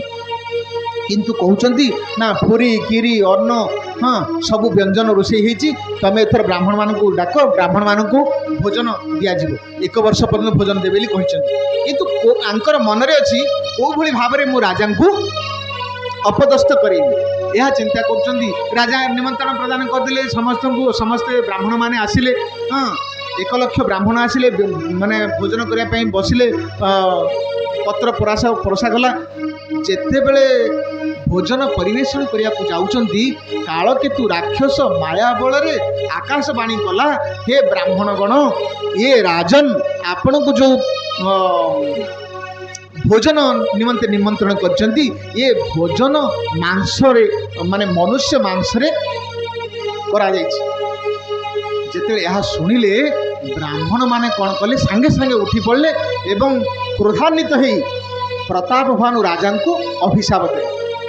କ'ଣ ଅଭିଶାପ ଦେଲେ, ତୁମେ ରାଜା ହେଇ ଆମର ବ୍ରାହ୍ମଣତ୍ୱକୁ ନଷ୍ଟ କରିବାକୁ ଚାହୁଁଛ, ତେଣୁ ଆମେ ଅଭିଶାପ ଦେଉଛୁ ତୁମର ବଂଶ ନିପାତ ହଉ। ଆଉ ତୁମେ ଏଇ ଯେଉଁ ଅସୁରିକ ଭାବରେ ଆମର କ'ଣ ଯେଉଁ ବ୍ରାହ୍ମଣତ୍ୱ ନଷ୍ଟ କରିବ, ତେଣୁ ତୁମେ ରାକ୍ଷସ ହେଇଯାଅ, ତୁମର ବଂଶ ନାଶ ହଉ, ଏ ଅଭିଶାପ ଦେଇଛନ୍ତି। ଏ ଅଭିଶାପ ଦେଲା ପରେ ରାଜା ଭୟଭୀତ ହେଇଛନ୍ତି ଏବଂ ବ୍ରାହ୍ମଣମାନଙ୍କର ପଦବନ୍ଦନା କରିଛନ୍ତି। ଏହି ସମୟରେ ପ୍ରକୃତ ଆକାଶବାଣୀ ହେଲା, ମାନେ ଦୈବୀ ଆକାଶବାଣୀ ହେଲା। ସେ ତ ମାୟାରେ ଆକାଶବାଣୀ ହେଇଥିଲା, ଦୈବୀଙ୍କ ଆକାଶବାଣୀ ହେଲା ଯେ ହେ ରାଜନ, ହେ ବ୍ରାହ୍ମଣଗଣ, ଆପଣମାନେ ବୁଝି ବିଚାରି କାର୍ଯ୍ୟ କରନ୍ତୁ। ଯେତେବେଳେ ଏଇଭଳିଆ ଆକାଶବାଣୀ ହେଲା, ବ୍ରାହ୍ମଣମାନେ ଚିନ୍ତା କଲେ ତାହେଲେ କ'ଣ ପାଇଁ ଏଇଭଳିଆ ହେଲା ନା ରାଜା ଦେଖିବାକୁ ଚାହିଁଲେ ନା ପ୍ରକୃତର ରୋଷେଇ କ'ଣ ହେଇଛି।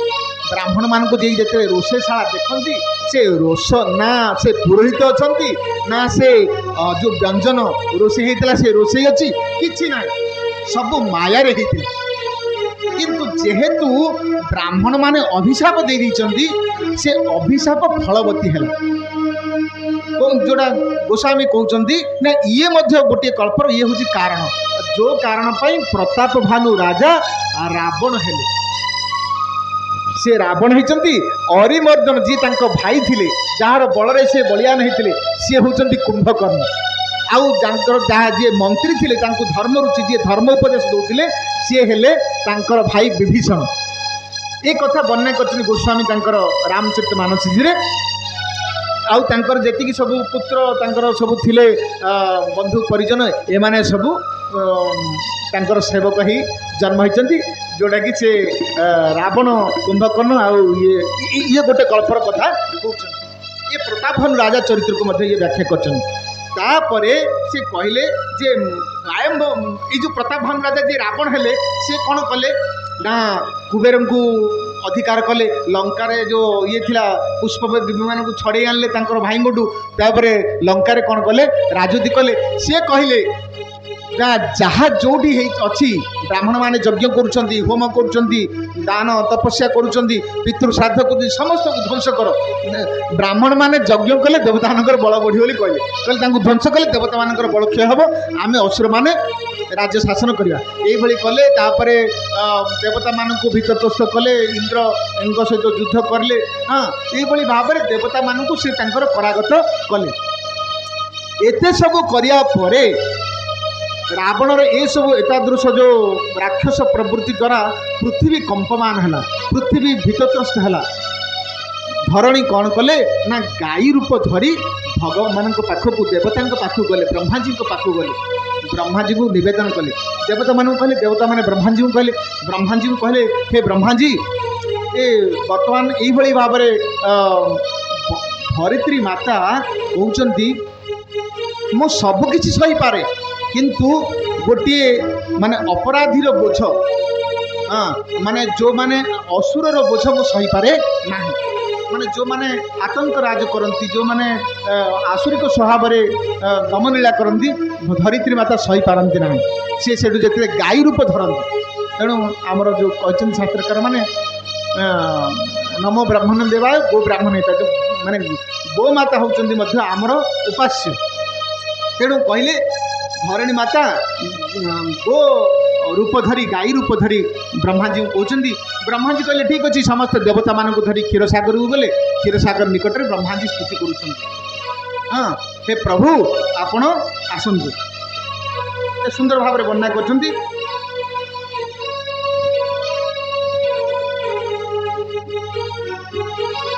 ବ୍ରହ୍ମାଜୀ ସୁନ୍ଦର ଭାବରେ ସ୍ତୁତି କରୁଛନ୍ତି। ଜୟ ଜୟ ସୁର ନାୟକ ଜନ ସୁଖଦାୟକ ପ୍ରାଣତ ପାଲ ଭଗବାନ୍ତା ବୋଧି ଜହିତକାରୀ ଜୟ ସୁରାରୀ ସିନ୍ଧୁ ସୁତା ପ୍ରିୟ କନ୍ତା।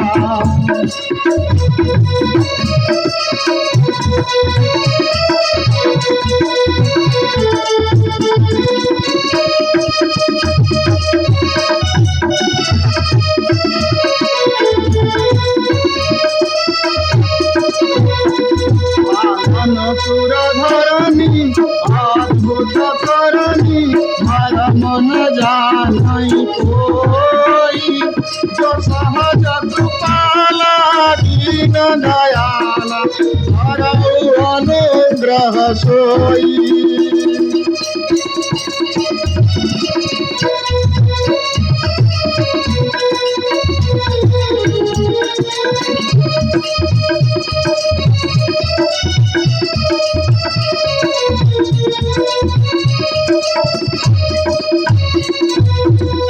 ବ୍ରହ୍ମାଜୀ ସ୍ତୁତି କରୁଛନ୍ତି। ଯେତେବେଳେ ବ୍ରହ୍ମାଜୀ ଯାଇଛନ୍ତି, ଶିବଜୀ ମଧ୍ୟ ସେଠି ଥିଲେ। ଶିବଜୀ କହିଲେ, ବ୍ରହ୍ମାଜୀ କହିଲେ ଆଉ କେଉଁଠିକି ଯିବା ଭଗବାନଙ୍କୁ ସ୍ତୁତି କରିବାକୁ? ଶିବଜୀ କହିଲେ, ପ୍ରଭୁ ଭଗବାନ କେଉଁଠି ନାହାନ୍ତି, ଭଗବାନ ତ ସବୁଠି ଅଛନ୍ତି, ସର୍ବତ୍ର। କ'ଣ କହିଲେ ନା ଈଶ୍ୱର ବ୍ୟାପକ ସର୍ବତ୍ର ସମାନ। ଭଗବାନ ସର୍ବତ୍ର ସମାନ ଭାବରେ ଅଛନ୍ତି। ତେଣୁ ବ୍ରହ୍ମାଜୀ ଏହି ସ୍ତୁତି କରୁଛନ୍ତି। ଜୟ ଜୟ ସୁର ନାୟକ ଜନ ଦୁଃଖଦାୟକ ପ୍ରଣତ ପାଲ ଭଗବାନ। ହେ ପ୍ରଭୁ, ହେ ଦେବଗଣଙ୍କର ସ୍ୱାମୀ, ଭକ୍ତଜନଙ୍କର ସୁଖଦାତା, ଶରଣାଗତ ହେ ଭଗବାନ, ଆପଣଙ୍କର ଜୟ ହେଉ। ଜୟ ଜୟକାର କରୁଛନ୍ତି। ଆପଣ ଦେଖିବେ ସବୁଠି ଭଗବାନଙ୍କର ଜୟ ଜୟକାର ହିଁ ଭଗବାନଙ୍କର ସୃଷ୍ଟି ହୁଏ।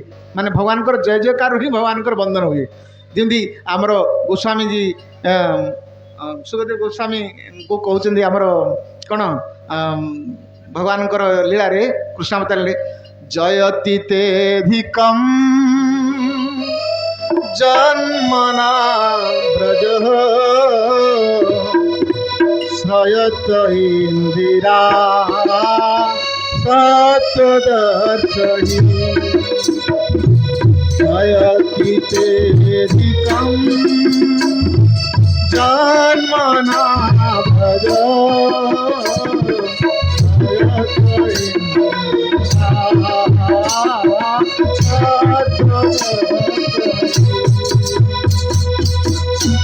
କଣ କହିଲେ? ଜୟ ଜୟକାର ହେ ପ୍ରଭୁ ଆପଣଙ୍କର ଜୟ ହଉ। ସେ କଥା ଏବେ କହୁଛନ୍ତି। ବ୍ରହ୍ମାଜୀ ଜୟକାର କରୁଛନ୍ତି। एवं हे प्रभु आपण गो ब्राह्मण हितकारी असुरारी आपण लक्ष्मींकर प्रिय हे स्वामी आपणकर जय हेउ। हे देवता धरणीर पालन करता आपणकर लीला अद्भुत ताहार रहस्य केही मध्य जानी पारंतिनी। हे प्रभु आपण दीन दयालु आपण कृपा वत्सल आपण भक्त वत्सल हे प्रभु आपण आम मानकु कृपा करंतु। जय जय विनाशी सब घटवासी व्यापक परमानंद संचरित माया रहित मुकुंदा।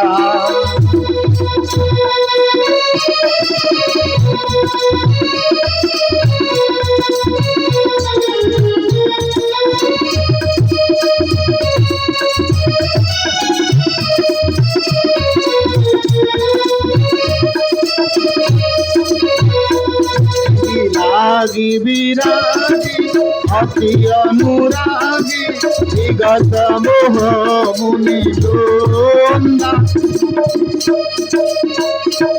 विवासर ध्याओनि गुणगान गाओनि जयति सच्चिदानंदा।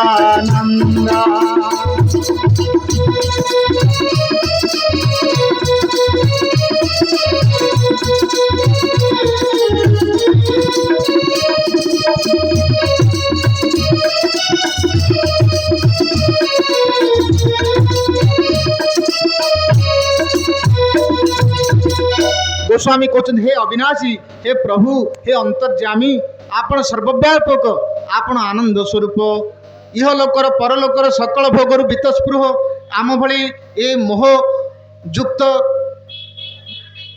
लोकों को आपण उद्धार करंतु।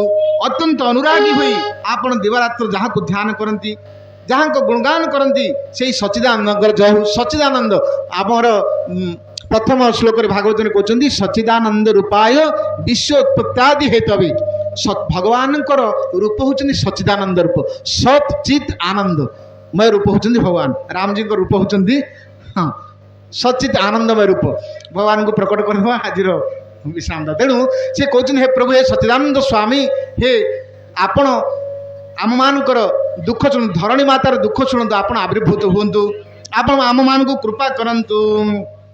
जय ही सृष्टि उपाय विविध बनाई संग सहायन दूजा स्वकरारी चिंत हमारी जानिय भक्ति दूजा।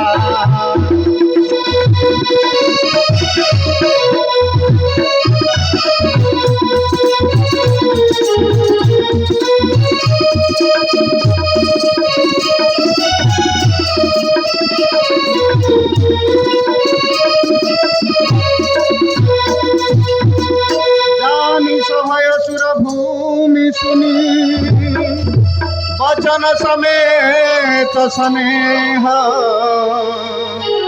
गगन गिरा गंभीर भई हरणी संदेह।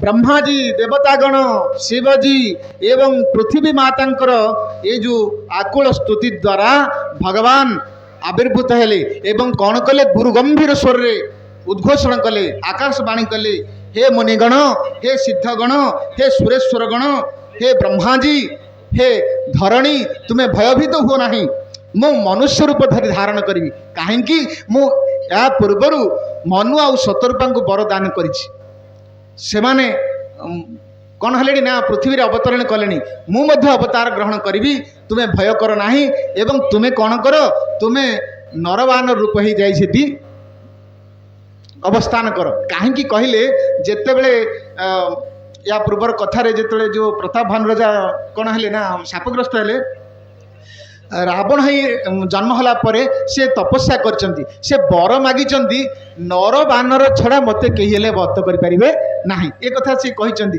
तेणु से कहले तुमे देवता माने सबु बानर रूप रे जाई अवस्थान कर ए कथा कहले आउ कोन कहले ना मु वचन दे सारिछि मु पृथ्वी रे अवस्थान करी निज लोक ही विरंचिगे देहन लहई शिखाई बानर तनु धरी धरी मही हरिपद से जाई। ब्रह्मा जी समस्त देवता मानू आदेश देले भगवान आदेश पालन करा जो कहले समस्त देवता माने बानर रूप धरी गले भगवान सेवा करने। ब्रह्मा जी ब्रह्मलोक को चलीगले तापर कौन है ना देवता माने निज निज लोक को चलीगले धरणीकर मन को पृथ्वीकर मन को टे शांति मिला एवं से प्रत्यावर्तन कर देवता माने सब आसी असुर रूप धारण कर समय कौन है ना अवधपुर रघुकुल मणि राउ वेद विदित से दशरथ नाउ धर्म धुरंधर गुणी निधि ज्ञानी हृदय भगवती मती सारंग पानी। अयोध्या पर रघुकुल शिरोमणि दशरथ नामक जड़े राजा राजुति कोटियांकर पूर्वजन्म वंश चरित्र अच्छी ये सूर्यवंशर राजा ये राजुति कर वेद में विख्यात अच्छी से धर्म धुरंधर सब गुणर भंडार थे दशरथ राजा। आउ कौशल्यादि नारी प्रिय सब आचरण पुनीत अति अनुकूल प्रेम दृढ़ हरिपद कमल विनीत। तांकर कौशल्या कैकेयी सुमित्रा आदि राणी अच्छा से पुनीत पवित्र ये कथा कहते शिवजी पार्वती को जे थरे दशरथ कौन कले चिंता कले जे मोर पुत्र ही ना माने गुरु को जाकि जिज्ञासा कले प्रभु हे गुरुजी वशिष्ठ को जे पुत्र कि लाभ हम गुरुदेव ऋष्यशृंग को डकेले पुत्रेष्टि यज्ञ कले पुत्रेष्टि यज्ञ स्वयं अग्निदेव चरु प्रस्तुत कले एवं तांको प्रदान करिसेंती दशरथ को जे तुम्हें ये चरु को नहीं राणी मान को बंटन कर तुम पुत्र लाभ हो चारि गोटी पुत्र लाभ हो। वशिष्ठंकर मन भितर जो भली रूप को दर्शन करने चाहती राम रूप से भाव प्रकटित आंकर टीकाकार माने कहती ये वशिष्ठ होती ब्रह्माजी पुत्र ब्रह्माजी जिते वशिष्ठ को आज्ञा दिले तुम्हें जाई रघुकुलर गुरु रूप हुआ ये से मना करते कहले प्रभुजी मत मु तो बाबाजी लोक मुझे संसार कहीं जा रही ये गुरु हवा भारी कष्ट बुझिपारे सब तपस्या देवा पड़ो से कहले मुझेनि ब्रह्माजी से कहते हे वशिष्ठ तुम्हें गुरु हेले भगवान को दर्शन पाइबे भगवान तुमर शिष्य हेबे आउ तुमर रघुवंश रे भगवान राम अवतार लीला करेंगे तेणु तुम्हें जाकि गुरु गुरु ही रुह तेणु वशिष्ठ भारी आनंद प्राप्त होते आ वशिष्ठ चाहते भगवान नवदुर्वाद श्याम जो राम रूप को दर्शन करेंगे जो भली मानस भाव से चाहते से भाव प्रकटित होती दशरथ चरु बांटी समस्त राणी मान कौशल्या को देती कैकेयी कौशल्या कैकेयी दी भाग कर पुणी सुमित्रा को देती यही भाव समय अनुकूल होकर पुत्र जन्म हो सूर समूह विनती करी पहुँचे निज निज धाम जग निवास प्रभु प्रकटे अखिल लोक भय प्रगट कृपाला दीन दयाला कौशल्या हितकारी अरचित मनहारी मनहारी अद्भुत रूप विचारी।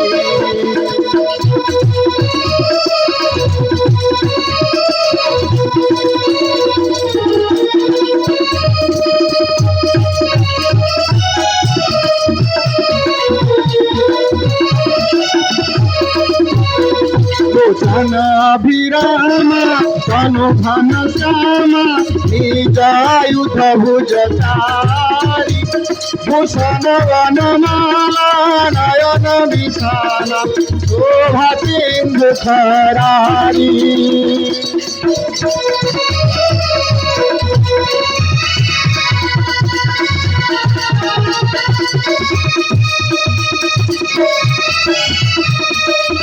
भगवान की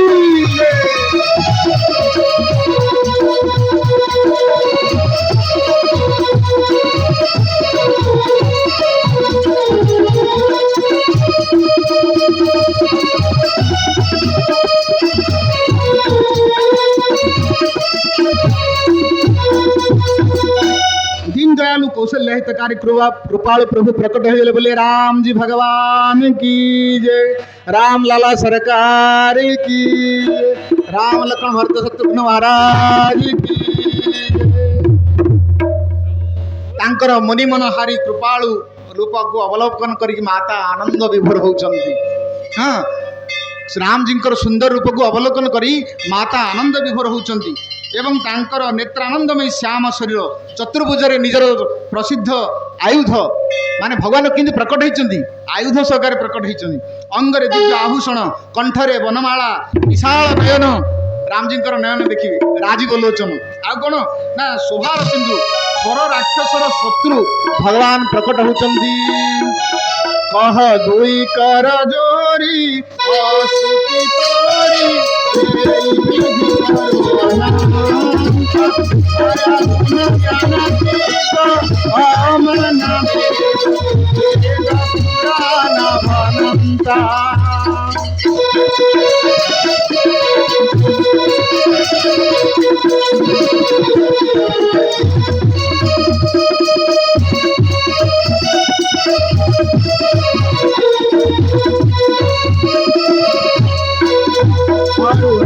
सुख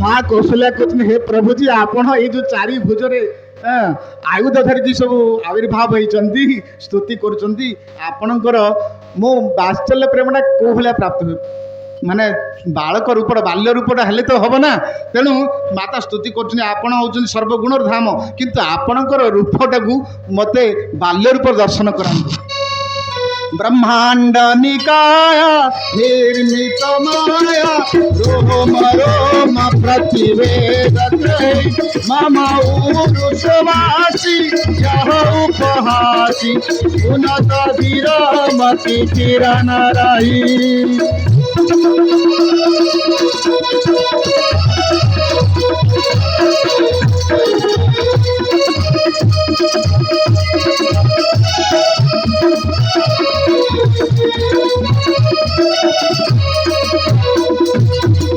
भगवान कहते माँ तुम्हें तो चाहिए यही रूप में मत पायापी किंतु तुम्हें एवं कौन चाहूच मत कही आपण को प्राप्त हवा चाहूँगी मुझे भाव में आविर्भूत होती ना माँ पुणी कहते माता पुनि बोली सोमती डोली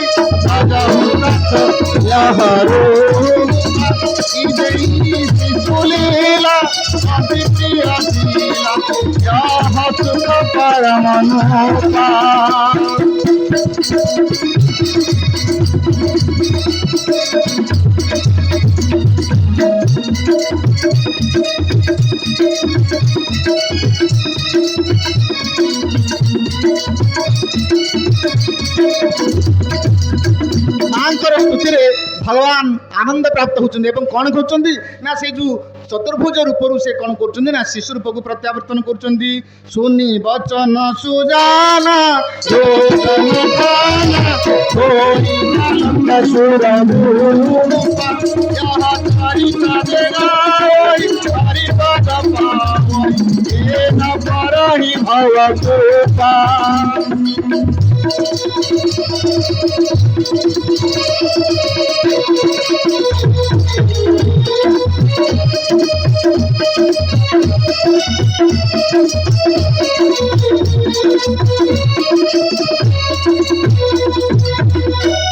या पर मां स्तुति पर भगवान बालक रूप को धारण कर विप्रधेनु सुर संतहित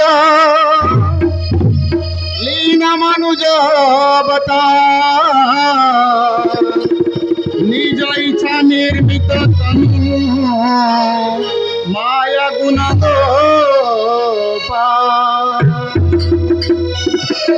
ब्राह्मण मान विप्र धेनु सुर संत मान हित भगवान आज मनुष्य रूप अवतार धारण कर तेणु सुंदर भाव भगवान तांकर बाल्य लीला करेंगे आसंता काली आमर परवर्ती जो अध्याय को आगू नवा आज कथा कथा को एठार विश्राम करा हरे कृष्ण कृष्ण कृष्ण हरे हरे हरे राम राम राम हरे हरे हरे कृष्ण कृष्ण हरे हरे हरे राम राम राम हरे हरे हरे कृष्ण कृष्ण कृष्ण हरे हरे हरे राम राम राम हरे हरे हरे कृष्ण कृष्ण कृष्ण हरे हरे हरे राम राम हरे हरे हरे कृष्ण कृष्ण कृष्ण हरे हरे हरे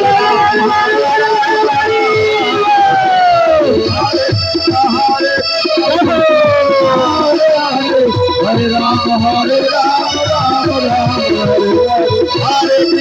हरे कृष्ण कृष्ण कृष्ण हरे हरे हरे राम राम हरे कृष्ण कृष्ण कृष्ण हरे हरे हरे राम राम राम हरे हरे कृष्ण कृष्ण कृष्ण हरे हरे हरे राम राम राम हरे हरे हरे कृष्ण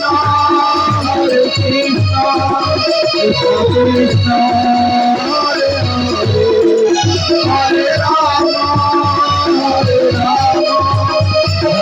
हरे हरे कृष्ण कृष्ण कृष्ण हरे हरे हरे राम राम राम हरे हरे हरे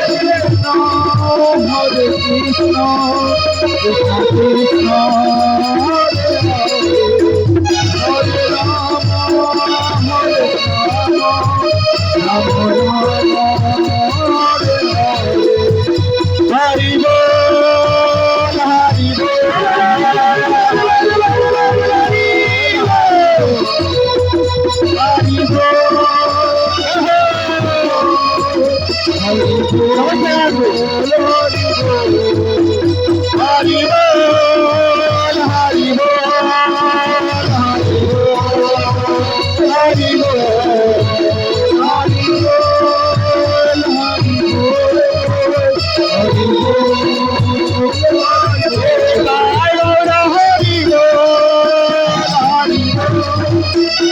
हरि बोल हरि बोले